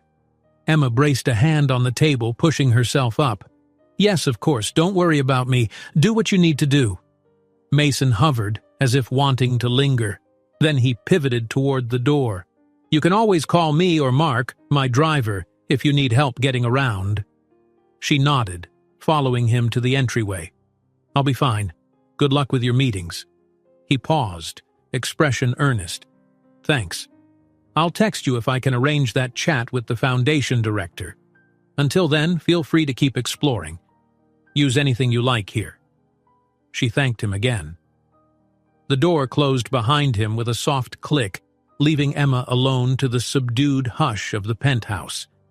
Outside the windows, the gentle rain continued, veiling the city in a misty curtain. Emma tried to be productive that morning. She scanned more job boards, composed a few inquiry emails, and browsed teaching resource websites to keep her knowledge fresh. She felt a sense of purpose returning, a lightness in her spirit that she hadn't known in months. The baby kicked occasionally as though offering encouragement. Later, she wandered into the penthouse's exercise room, curious about the view from there. The large windows revealed a panorama of the city's skyscrapers under a gray, drizzly sky. She watched tiny cars crawling far below. The treadmill sat invitingly, but she decided a gentle walk around the apartment might be enough. Doctor's orders had her cautious about overexerting herself. At midday, she prepared a simple salad for lunch, feeling a small pang that Mason wasn't around to share the meal. Strange how quickly she'd grown used to his company. A wave of guilt struck her. She hoped she wasn't burdening him emotionally, needing so much of his time. She pushed the thought away, reminding herself they were both adults. He'd invited her into his life with open eyes. After lunch, she tidied the kitchen, then decided to rest for a bit. Settling on the living room sofa, she drew the plush throw blanket over her lap. The steady patter of rain lulled her, and before she knew it, she dozed off. A gentle vibration from her phone woke her. Emma stirred, blinking away the vestiges of sleep. The sky outside was darker now, early evening creeping in. She checked the caller ID. Mason. Hello? She answered, voice still thick with drowsiness. "Emma, hi?" came his deep, warm tone through the line. "Did I catch you at a bad time?" She shifted upright, tugging the blanket aside. "No, I just took a nap. Everything okay?" "Yes," he assured her. "I just wrapped up the inspection and I'm about to head back to the office. I spoke with the foundation director, Linda. She'd love to meet you if you're up for a quick visit tomorrow afternoon." Emma felt a jolt of excitement. "That sounds great. I'd love to meet her." "Good." He seemed relieved. "I'll have my driver swing by around noon tomorrow. He'll bring you to the office so we can introduce you. Is that all right?" A smile lit her face. "That's perfect. Thank you." "Excellent. I won't be home until late tonight. There's a dinner with some investors. But please don't wait up. Order yourself dinner or cook, whichever you prefer." Her stomach twisted slightly, missing his presence. "All right, I will. Good luck at your dinner." "Thanks, Emma," he said quietly. "I'll see you tonight or tomorrow at the latest." They hung up. Emma stared at her phone, heart thrumming with equal parts anticipation and nerves. Tomorrow, she'd step into Mason's world more formally, meeting people he worked with every day. A surge of determination rose within her. She wanted to prove herself capable, not just a pity case. The evening stretched on, the penthouse awash in the city's night glow. Emma made a simple dinner for one, a grilled cheese sandwich and tomato soup, comforting and quick. She tried to read one of the baby care books Mason had given her, but found her thoughts drifting too often to him. She wondered what kind of dinner he attended. Some swanky restaurant or corporate event room, no doubt. Was he bored or thriving amid business talk? Feeling restless, she tidied up random items around the living room, then decided to pick out clothes for tomorrow's meeting. Though she didn't have a large wardrobe, Mason's earlier shopping provision had included a comfortable yet stylish maternity dress in a soft navy blue. She slipped it on to test the fit. It hugged her bump, but not too tightly, and looked polished enough for a professional setting. Standing before the mirror, Emma angled herself to see the side profile. Her belly was definitely prominent now. There was no hiding that she was well into the third trimester. A flicker of self-consciousness tugged at her. Would the foundation director judge her for being pregnant? Then again, she thought, if they specialized in community support, maybe they valued inclusivity. She returned to the living room, mind whirling with tomorrow's possibilities. Glancing at the clock, she realized it was already nearing 9 p.m. and Mason still wasn't back. Usually he'd text if he was running much later, so perhaps the dinner was simply longer than expected. Deciding on a quick shower, Emma retreated to her room. Warm water soothed her aches, and she let it wash away her worries about the interview.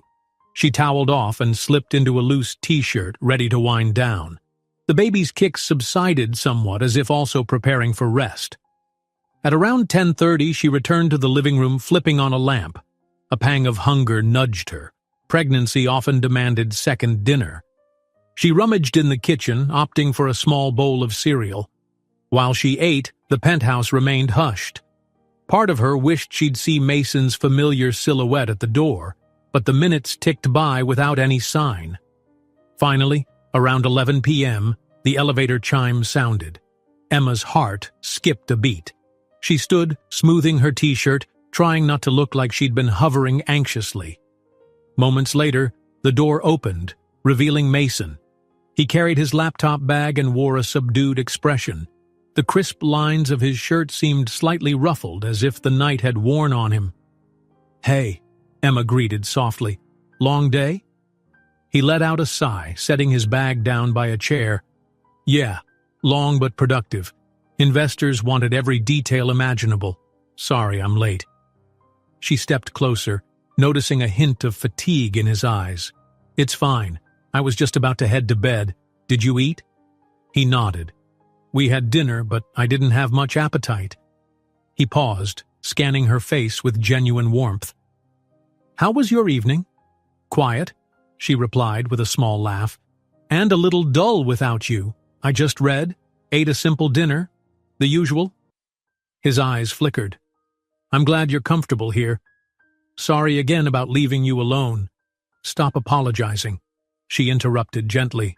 "You have a life, a job, and responsibilities. I'm grateful for all you've already done."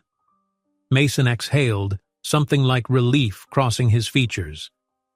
"Right. Well, tomorrow we'll see each other at the office for your meeting with Linda. I think you'll like her. She's brilliant, a former teacher herself." He checked his watch, wincing at the late hour. "I should let you rest. We both have a busy day tomorrow."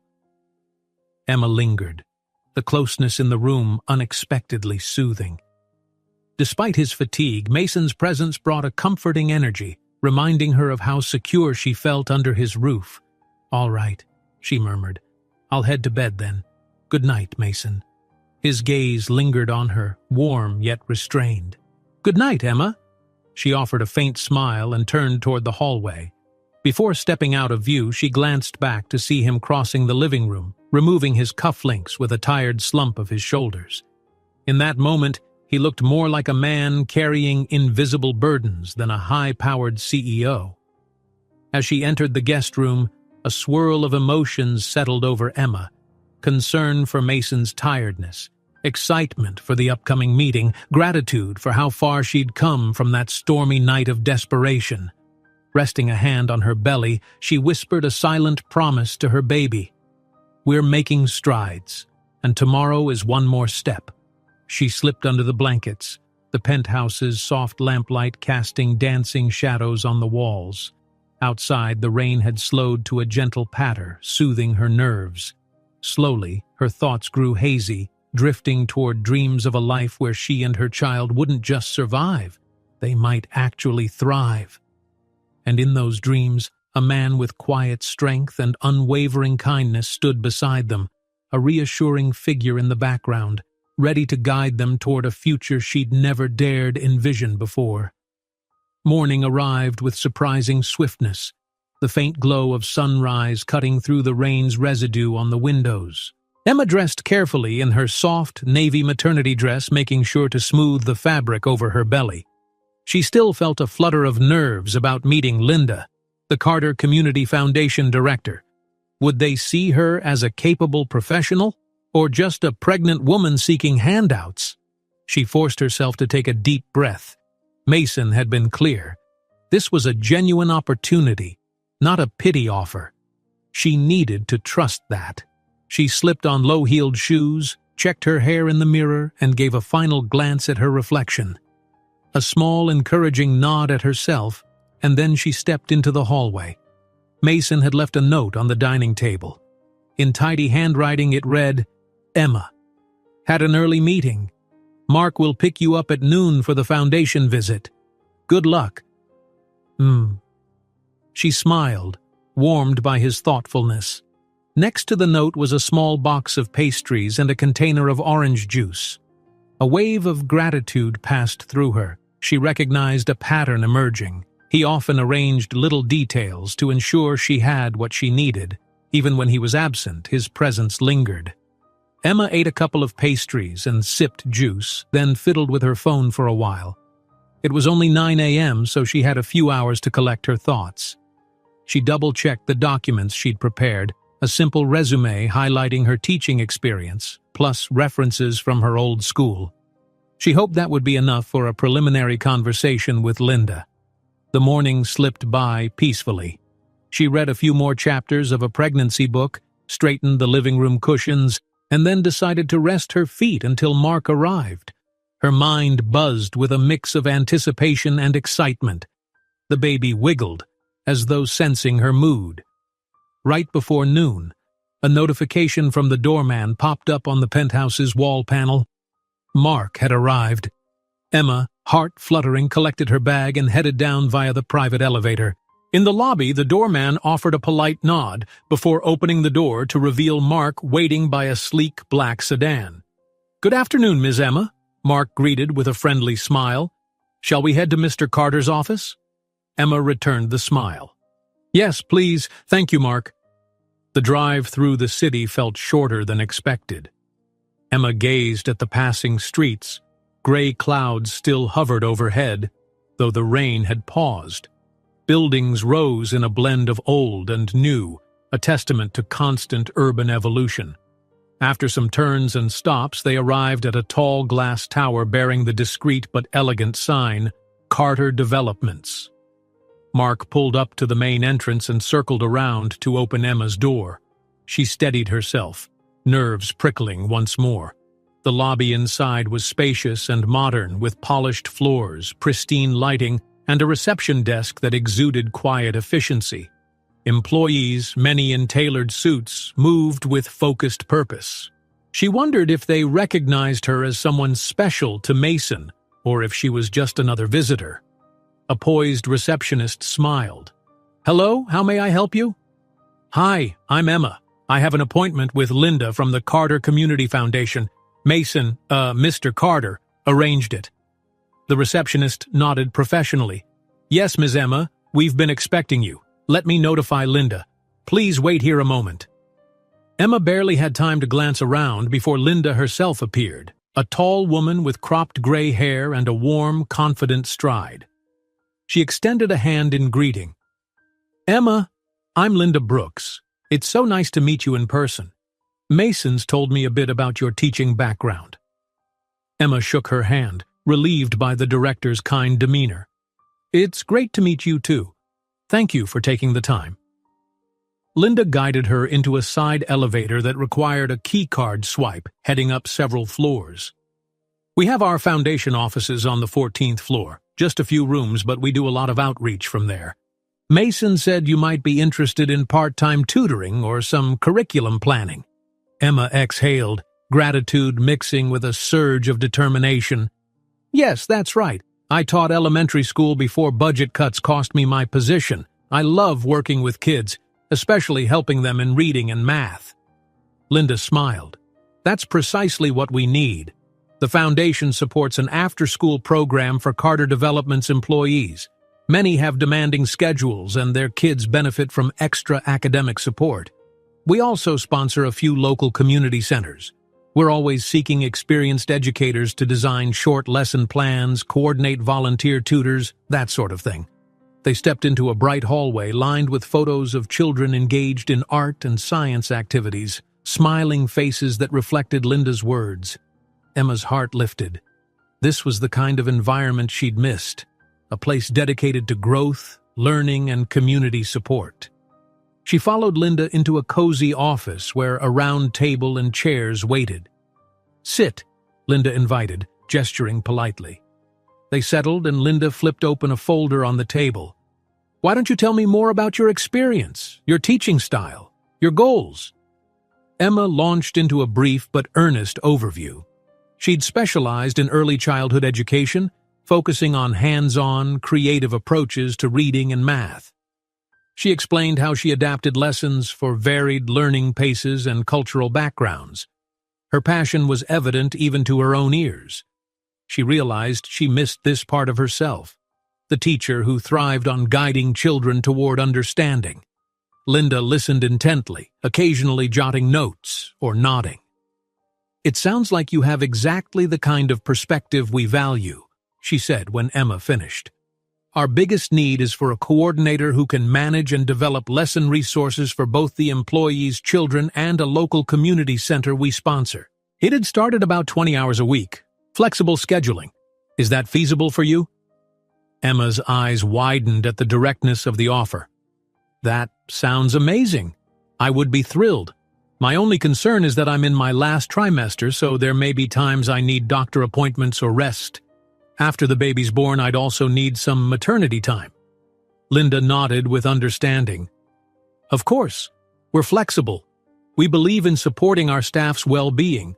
If you need remote hours or adjustments, we can accommodate.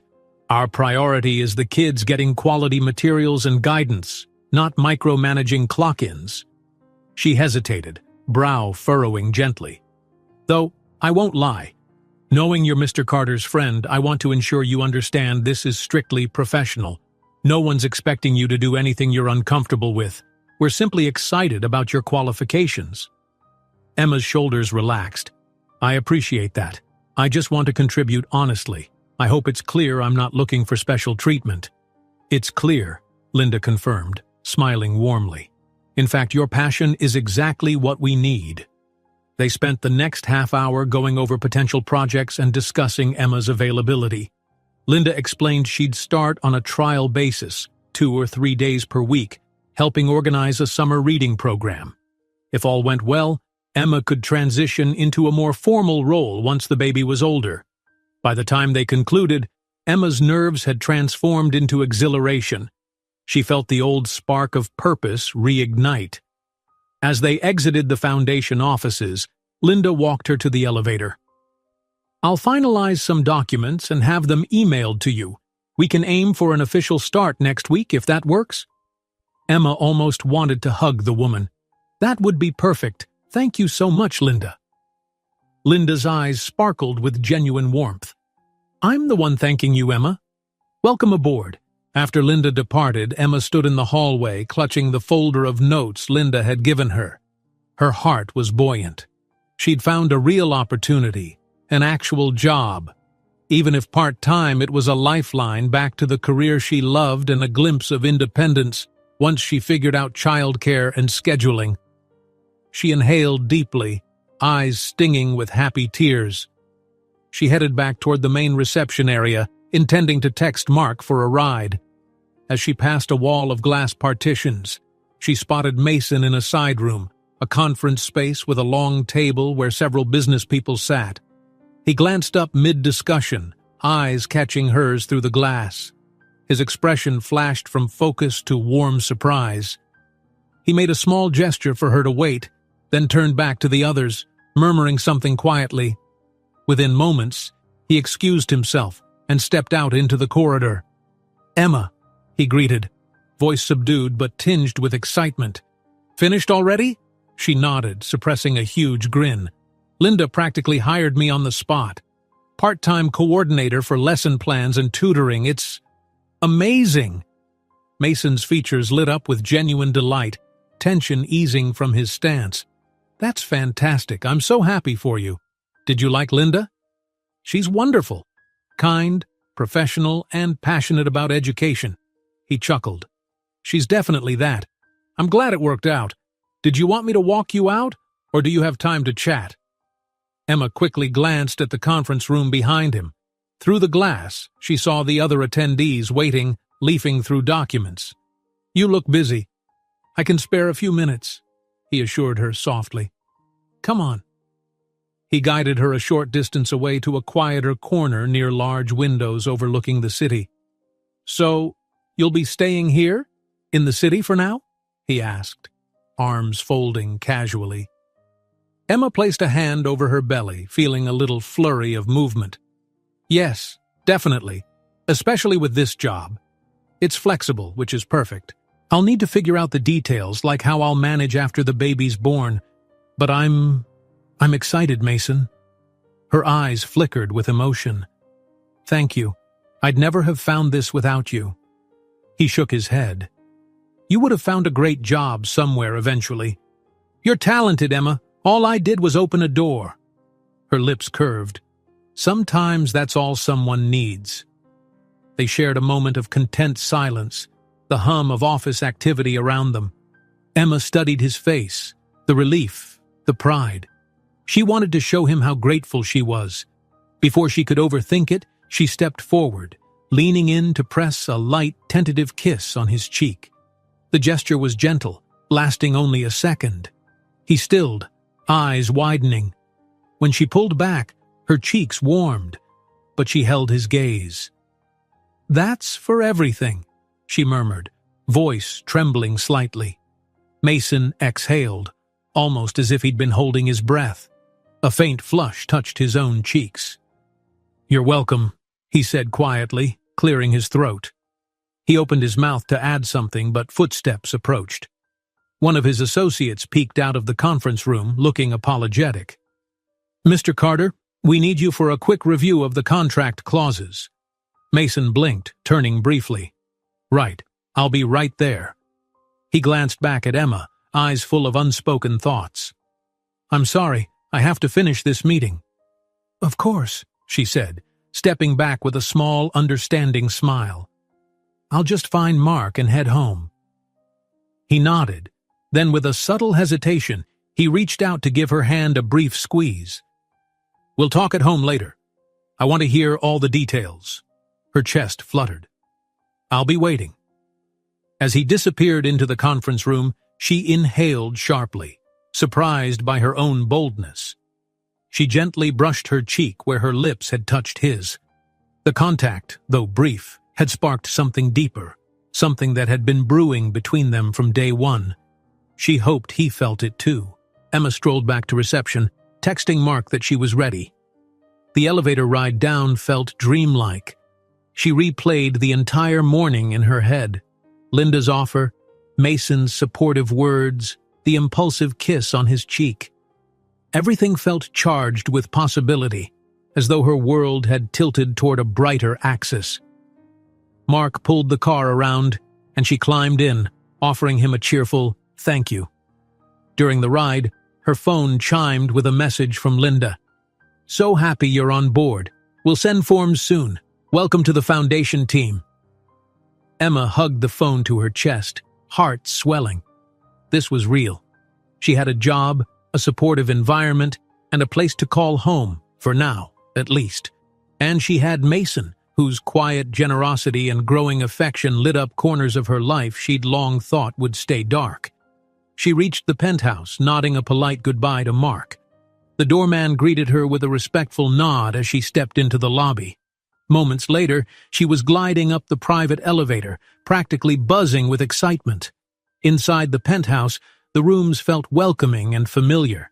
She set her folder on the table, scanning the open space, remembering the first time she'd seen it, how intimidating it had seemed. Not anymore. Now it just felt like home. Emma exhaled, hand drifting to her stomach as the baby rolled. She stroked gently. "We did it, little one," she whispered with a smile. "We're getting back on our feet." The swirl of relief, anticipation, and something that felt dangerously close to happiness nearly overwhelmed her. She allowed herself a moment to bask in it, ignoring the little voice that warned her not to get too comfortable, not to risk heartbreak. Eventually, she changed into more comfortable pants and curled up on the sofa, rummaging for her phone. She wanted to text Mason a quick thank you, but paused. Would it be distracting for him? He was still in that meeting. Instead, she typed a short message. "Emma, just got home. Thank you again for introducing me to Linda. This means so much. Talk to you tonight?" She hesitated, thumb hovering, then pressed send. Within minutes, her phone buzzed. "Mason, so proud of you. Home in a few hours. We'll celebrate." Reading the text, Emma's grin widened. Celebrate.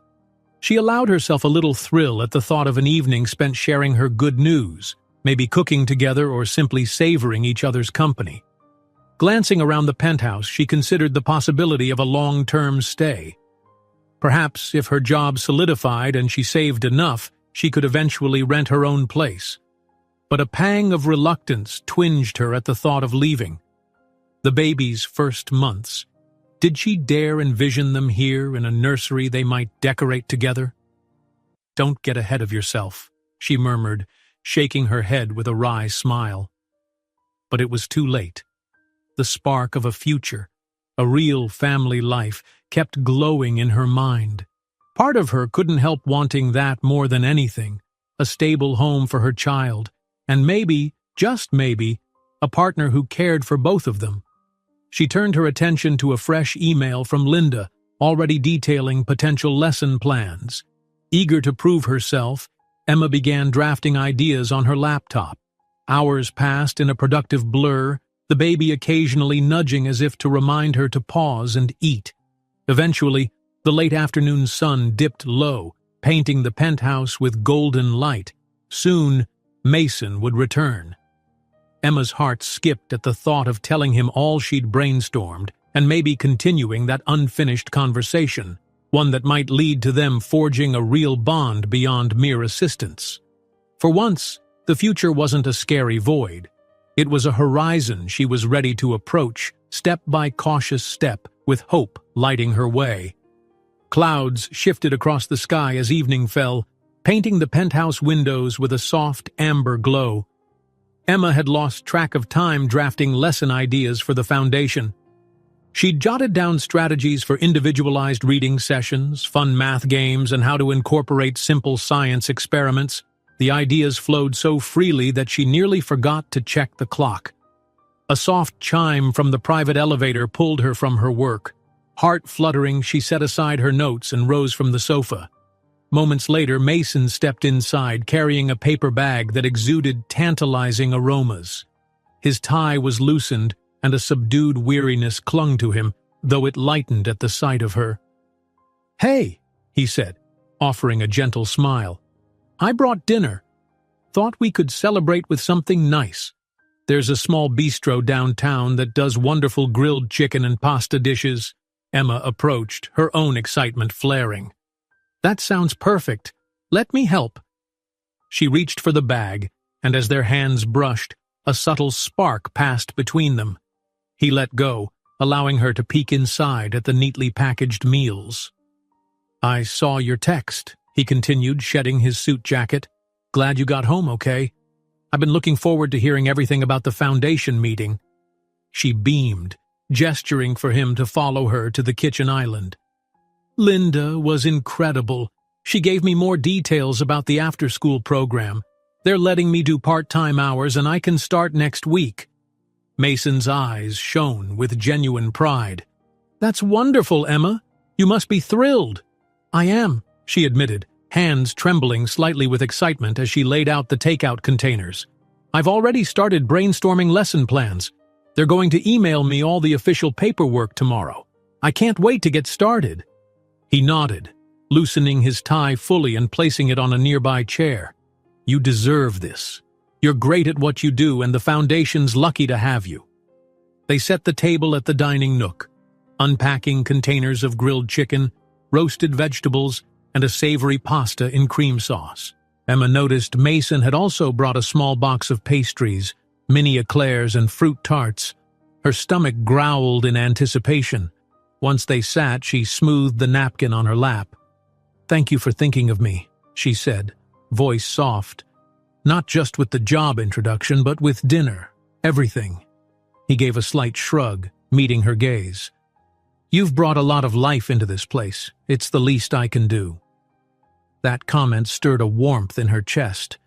She remembered how empty and cold the penthouse had felt to her when she first arrived, like a showroom without soul. Now the table was set with 2 plates, a homey sense of shared purpose. They began eating, each bite layered with satisfaction, both from the food and from the quiet knowledge that they were no longer strangers. Between mouthfuls, Emma described her conversation with Linda, how the trial schedule might work, and her plans to incorporate fun, hands-on learning activities for the kids. Mason listened intently, occasionally asking thoughtful questions. Despite his business acumen, he seemed genuinely engaged in her ideas about education. After dinner, Emma cleared the plates while Mason put the leftover pastries on a small platter. He waved her over to the living room where he set the platter on the coffee table. The city lights twinkled outside, providing a romantic backdrop to their casual evening. "Dessert?" he asked, picking up an eclair and offering it to her. Emma laughed, taking it with a thankful nod. "Don't mind if I do," she teased, biting into the pastry. It was creamy and sweet, and she savored it slowly. Mason took a seat beside her on the sofa, maintaining a respectful distance but still close enough that Emma felt his presence. A comfortable silence settled as they each finished their dessert. She noticed the way he snuck occasional glances at her, appraising, yet gentle. When the treats were gone, Mason brushed his hands together. "So," he began softly, "with the job starting next week, how are you feeling about everything else, like the baby's timeline, your doctor visits?" Emma tucked a leg beneath her, resting a hand on her belly. "It's a lot to juggle, but I'm determined to make it work. I'll arrange checkups around the foundation schedule, and if I need any extra rest, Linda already said they're flexible." He nodded, concern flickering in his eyes. "And About staying here? The offer still stands, you know. I don't want you to worry about rushing off, especially if you're settling into a new job, and until the baby arrives, I'd feel better if you were in a safe, stable place. She lowered her gaze, a warm flush creeping up her neck. I do feel safe here, she admitted softly. I was thinking maybe I could pay some rent once I start earning. I don't want to just freeload. His brows furrowed slightly. Emma, please don't worry about that. You're not freeloading, you're doing what you need to survive and grow. But if it makes you more comfortable, we can figure something out. Whatever works for you. The sincerity in his voice touched her. She nodded, heart fluttering. Thank you, she said, looking up to meet his gaze. Really, Mason? He gave a small, rueful smile as though he too grappled with how effortlessly they'd adapted to each other's presence. Sometimes I can't believe it's only been about a week since I found you in that storm. Feels like longer, she finished for him, understanding exactly what he meant. They sat quietly, the ambient city noise filtering through the windows. The baby kicked, and Emma shifted, pressing a hand to her side with a soft laugh. Someone's awake, she murmured. Mason's eyes fell to her stomach. Active again, huh? Yes. She hesitated, then gently took his hand, guiding it to the spot where the baby moved. He didn't resist, but he seemed momentarily breathless, both at the contact and at the reminder of her growing child. A firm little thump echoed under his palm. His eyes widened in wonder, a quiet awe settling over his features. Wow, he breathed, voice low. That's incredible. Emma felt her throat tighten. Sharing these moments with him felt so intimate, more than any dinner or conversation. She recalled how he first felt the baby's kicks days ago, but now they were on a sofa, hearts inches apart, forging a bond that almost felt like family. The thought sent a tender ache through her chest. She removed her hand, letting him keep his there if he wished. He did for another few seconds until the baby's movements calmed. Then he slowly withdrew, exhaling softly. Thank you for letting me be part of that, he whispered. It's all still pretty new to me. Emma smiled, eyes moist. Me too. It's just the two of us.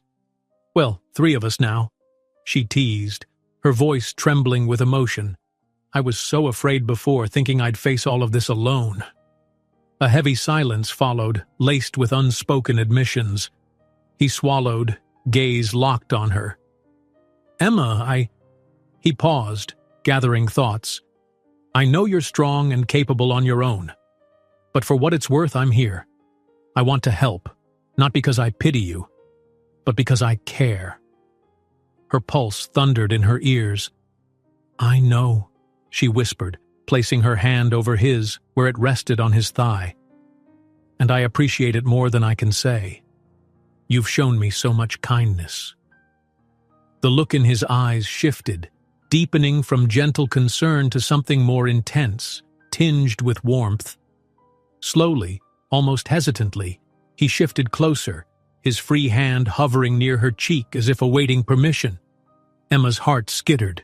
She dipped her head in a subtle nod, granting it. He cupped her cheek gently. The heat of his touch seared through her, and her breath caught. Their faces were close enough for her to see the faint lines of weariness and worry around his eyes that glowed with earnest affection. She closed her own, leaning into the sensation, letting all the day's happiness, gratitude, and tentative longing meld into one dizzying moment.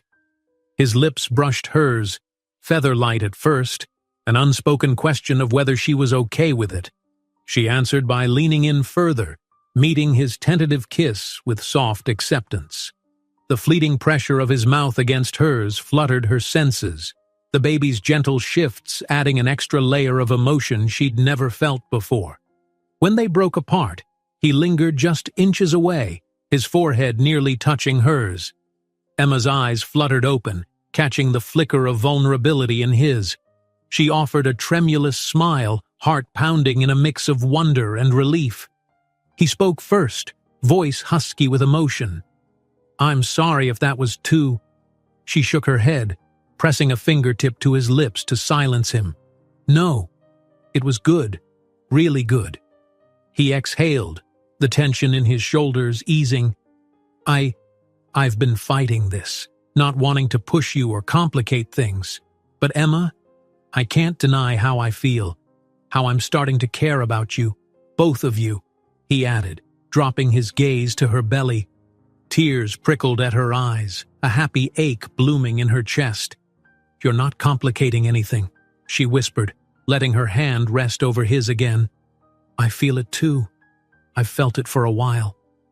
Their eyes locked, a silent exchange of trust. Mason leaned in once more, capturing her lips in a deeper, more certain kiss. His hand tangled gently in her hair, cautious of her comfort. She surrendered to the warmth and sweetness, realizing that maybe, just maybe, she could allow herself this happiness, this closeness to a man who had shown her nothing but respect and tenderness. After a moment, they parted again, breathless. Emma's face glowed, cheeks warm. "We should, probably talk about this," she managed, a shy laugh escaping her. Mason let out a quiet chuckle, his forehead still near hers. "Yes, we should. Because I want to make sure this is real, that we're not rushing." She nodded, bracing one hand on the sofa to steady herself. "It's been only a week since that storm, but I feel like so much has changed," she admitted. "I'm not naive enough to think life is suddenly perfect, but I've never felt so supported." He stroked her cheek with his thumb. "I know, I feel it too. If we take it slowly, carefully, figure out how to blend our lives, I think we can make it work, if that's what you want." Emma's eyes flicked to his, wet with held-back tears. "Yes, I want that," she whispered. "One step at a time, but yes." A tender silence wrapped them in its embrace. Outside, the city's lights shimmered in the glass reflection, and somewhere in the apartment, the clock ticked, marking the official start of a deeper bond. They both knew challenges lay ahead: her final months of pregnancy, his demanding career, the complexities of forging a relationship so quickly. But sitting there, hands entwined, lips still tingling from that first shared kiss, they felt an undeniable sense of hope. Finally, Mason gently shifted, easing them both upright. He brushed a strand of hair from her face. "Let's do something simple," he said, voice softer than she'd ever heard it. "Maybe watch a movie, or just talk about what this means for us." Emma nodded eagerly, a tearful laugh escaping. "Yes, let's figure it out. Together." Hand in hand, they rose from the sofa, leaving the empty dessert plates on the coffee table. The penthouse lights glowed warmly, reflecting off the walls, as if the place itself celebrated their newfound closeness. Emma's belly gave a little nudge, like the baby offering approval. She squeezed Mason's hand, heart brimming with emotion. They might not have all the answers yet, but for now, they had each other, and the courage to turn their unexpected connection into something real. A few weeks had passed since that first kiss, since the night Mason and Emma acknowledged that their connection was more than a fleeting rescue. In that time, they had quietly nurtured what was quickly becoming a genuine partnership. A tender intimacy settled into the penthouse. Shared meals, gentle embraces, kisses stolen in hallways or between Emma's half-day shifts at the foundation. And with each day, her belly grew more pronounced, a daily reminder of the new life soon to arrive. Morning light glimmered off the tall windows as Emma finished typing up a lesson plan at the dining table. The baby squirmed, prompting her to pause and rub her side. A soft smile tugged at her lips. She'd gotten used to these energetic movements. She glanced around. The once pristine penthouse now held scattered hints of domestic warmth. A small stack of children's books for the foundation, a vase of fresh flowers she'd bought last weekend, and, most tellingly, 2 or 3 baby items in plain sight. a high-quality stroller box leaning against the wall, a tiny blanket draped on a chair. Mason emerged from the hallway already dressed in slacks and a crisp shirt. He approached and bent to press a gentle kiss to Emma's temple. "You're up early," he remarked, setting his phone aside. "Working on more tutoring materials?" She nodded, leaning back to smile at him. "I didn't want to forget an idea I had for next week's reading sessions. The kids are so enthusiastic, it's contagious. But now I'm hungry." She placed a hand on her stomach. "Baby's demands, you know." Mason chuckled. "I'll make us something. Scrambled eggs, maybe? Toast?" "That'd be great," she said, taking the chance to stretch. As she rose, a twinge in her lower back made her wince slightly, an increasingly common occurrence as she edged closer to her due date. He noticed immediately. "Everything okay? Do you need to sit down?" Emma offered a reassuring nod. "I'm fine, just the usual backache. Dr. Harper said it's normal at this stage." Then she touched his arm gently. "Thank you for fussing. It's sweet." His expression held a mix of concern and affection. "Well, I can't help worrying." He pressed a quick kiss to her cheek, then moved into the kitchen. While Mason prepared breakfast, soft hums of activity drifting across the penthouse, Emma stepped into the spare room that was slowly transforming into a nursery. She flipped on the light, revealing light pastel walls, half-unpacked boxes of baby clothes, and a brand-new crib still in pieces. A wave of emotion welled up. Just a few months ago, she wouldn't have dared imagine having a nursery at all, let alone one so lovingly planned. She ran her palm over a tiny onesie lying on top of a box, smiling at the playful pattern of stars. Her heart fluttered with anticipation of meeting her baby, of watching them grow in a place that felt safe, cherished. Turning, she noticed the echo of her footsteps in the not-yet-furnished space. It struck her how quickly life had changed once more, from homeless worry to the promise of a real home, a real family. She felt Mason's presence at the doorway before she heard his voice. "Thinking about color schemes?" he teased gently, arms crossed in a relaxed stance. Emma turned, hugging the little onesie to her chest. "Among other things," she replied. "It's funny, I never realized how many details go into setting up a nursery. Crib mattress firmness, diaper stations, baby monitors, so many small decisions." He approached and brushed a hand over her shoulder. "We'll figure it out step by step. Though I will admit I'm not the most knowledgeable about baby gear. This is all new to me." She laughed softly. "Me too. We'll learn as we go." He gave her shoulder a final reassuring squeeze. "Breakfast is ready." They moved back to the dining nook where Mason served up scrambled eggs, fresh fruit, and toast. They ate with the comfortable rhythm of two people who'd grown used to each other's routines. Halfway through, Emma's phone buzzed. A message from Linda at the foundation. She skimmed it quickly, eyes lighting up. "They loved the reading program proposal," she announced. "Linda says we can start piloting it next week if I'm up for it." Mason's mouth curved in pride. "That's fantastic. I'm not surprised. They'd be fools not to jump on your ideas."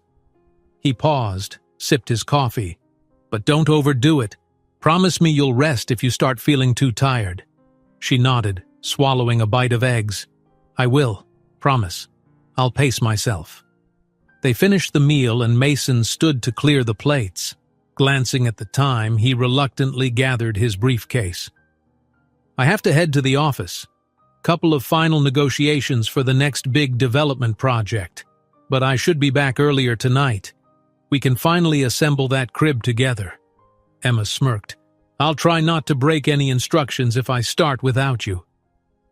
A soft laugh escaped him. "Deal. Just don't do any heavy lifting, okay?" "Yes, sir," she teased. After a quick goodbye kiss, he headed out. Emma felt a bloom of contentment as the door closed. She rubbed her belly, whispering, "We're getting closer, little one." The day passed in a comfortable flow. Emma spent a couple of hours with her teaching materials, then took a short nap to soothe her aching back. Later, she ordered groceries, preparing for the weeks ahead when she might be less mobile. The baby rolled and kicked, each movement a promise that their arrival was on the horizon. Evening neared, and Emma, feeling a surge of energy, decided to start assembling the crib. She unboxed the parts and carefully laid them out on the nursery floor, determined not to overexert herself. She was in the midst of checking the instruction manual when the door chimed, signaling Mason's return. She called out, "In here!" and heard his footsteps come close. He stepped inside the half-finished nursery, tie loosened, a blend of curiosity and mild alarm in his eyes. "You started already? Let me help." She shrugged, grinning. "I promise not to break anything. That includes my back, so no heavy lifting.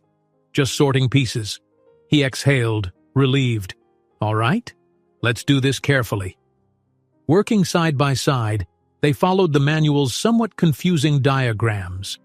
Emma sorted screws and rods, while Mason attached them to the crib's frame.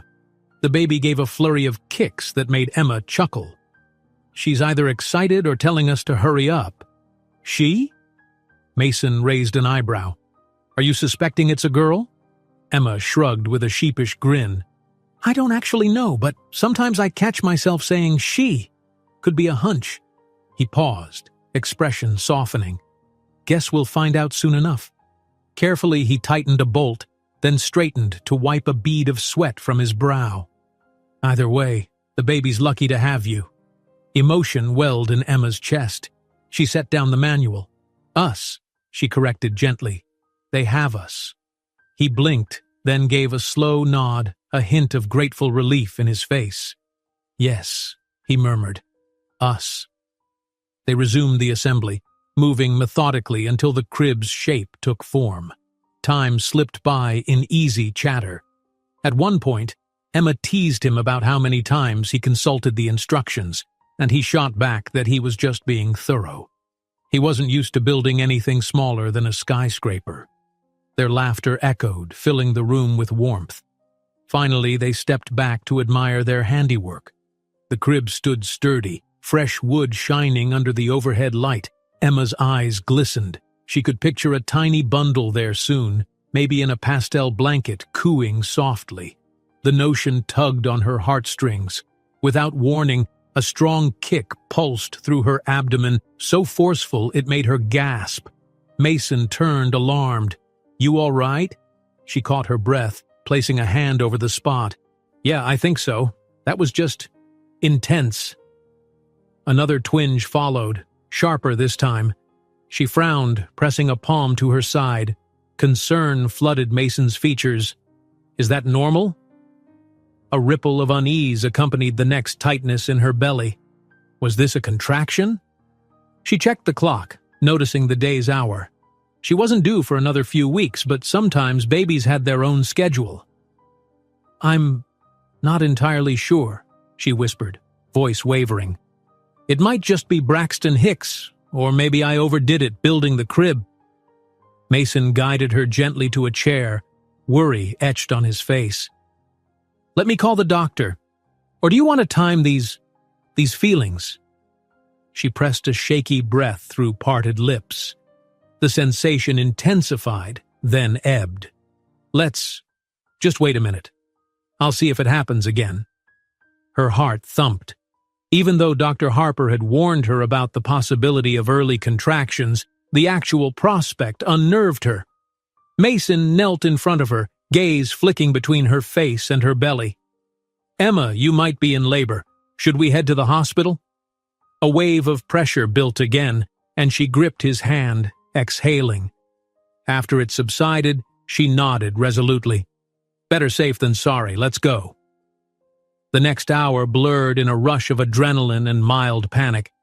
Mason helped her slip on more comfortable shoes and a coat, ushering her carefully to the elevator. He phoned Dr. Harper, who agreed to meet them at the hospital. Mark arrived with the car at lightning speed, and soon they were weaving through evening traffic. Emma breathed through each contraction, if that's what they were, wondering if this was truly the baby's arrival or just a false alarm. Mason sat beside her in the back seat, phone in hand, eyes flicking worriedly between her and the road ahead. By the time they reached the maternity ward, Emma's contractions felt more regular. Dr. Harper examined her, pronouncing that labor had indeed begun. "We'll monitor you closely," she said gently, seeing Emma's mix of excitement and apprehension. "You're a bit early, but not dangerously so. Let's get you settled." Emma turned to Mason, heart pounding. "Looks like the crib might get used sooner than we planned." He tried to laugh, but emotion choked it. He held her hand as nurses led them to a room, hooking Emma to monitors that traced the baby's heartbeat. The rhythmic whoosh-whoosh grounded her in a swirl of activity. Hours passed in a haze of breathing exercises and contractions. Mason stayed at her side, stroking her hair, fetching ice chips, offering encouraging words. Emma gripped his hand through each wave of pain, tears blurring her vision. Her heart hammered with both fear and hope. So this was how their new life would truly begin. As dawn approached, Emma's world narrowed to the tension of each contraction, the beep of monitors, and the press of Mason's hand. Finally, after an intense push, a flood of relief overtook her. A piercing newborn cry split the air. Emma collapsed back, sobs mingling with ragged laughter as Dr. Harper lifted a squirming, tiny body into view. "It's a girl," the doctor announced. "Healthy lungs on her, too." Emma's chest constricted with raw emotion. She saw Mason's face pale and awestruck, a tear slipping down his cheek. A nurse gently placed the baby, a wriggling pink bundle, onto Emma's chest. The baby's cries softened at the warmth of her mother's heartbeat. Emma gazed down at her daughter, tears pouring freely. Soft, dark hair, tiny fingers gripping the front of Emma's gown, so impossibly small, yet so real. Time seemed to stop. She felt Mason's hands on her shoulders, then carefully stroking the baby's back. Their family, formed in the middle of storms and second chances, had just taken on new meaning. Dr. Harper and the nurses buzzed around, cleaning and checking, but Emma barely noticed.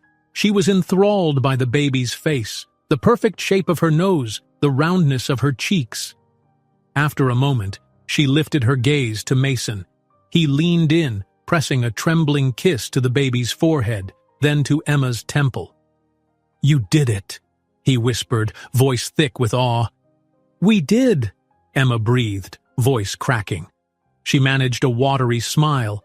"Hello, little one," she whispered to the baby, heart full to the brim. Beside her, Mason cupped the baby's head, his eyes shining with gratitude and love. Through tears, Emma saw the unspoken promise in his expression. They would care for this new life together, forging a future from the chance encounter that brought them under one roof. Outside, the rising sun glowed over the city, painting the hospital windows in gold. A new day, a new beginning, and in the quiet hush of that maternity room, Emma and Mason, once strangers in a storm, found their hearts entwined with the tiny, precious life cradled between them. If you enjoyed this story, don't miss the next one. Just click on the screen.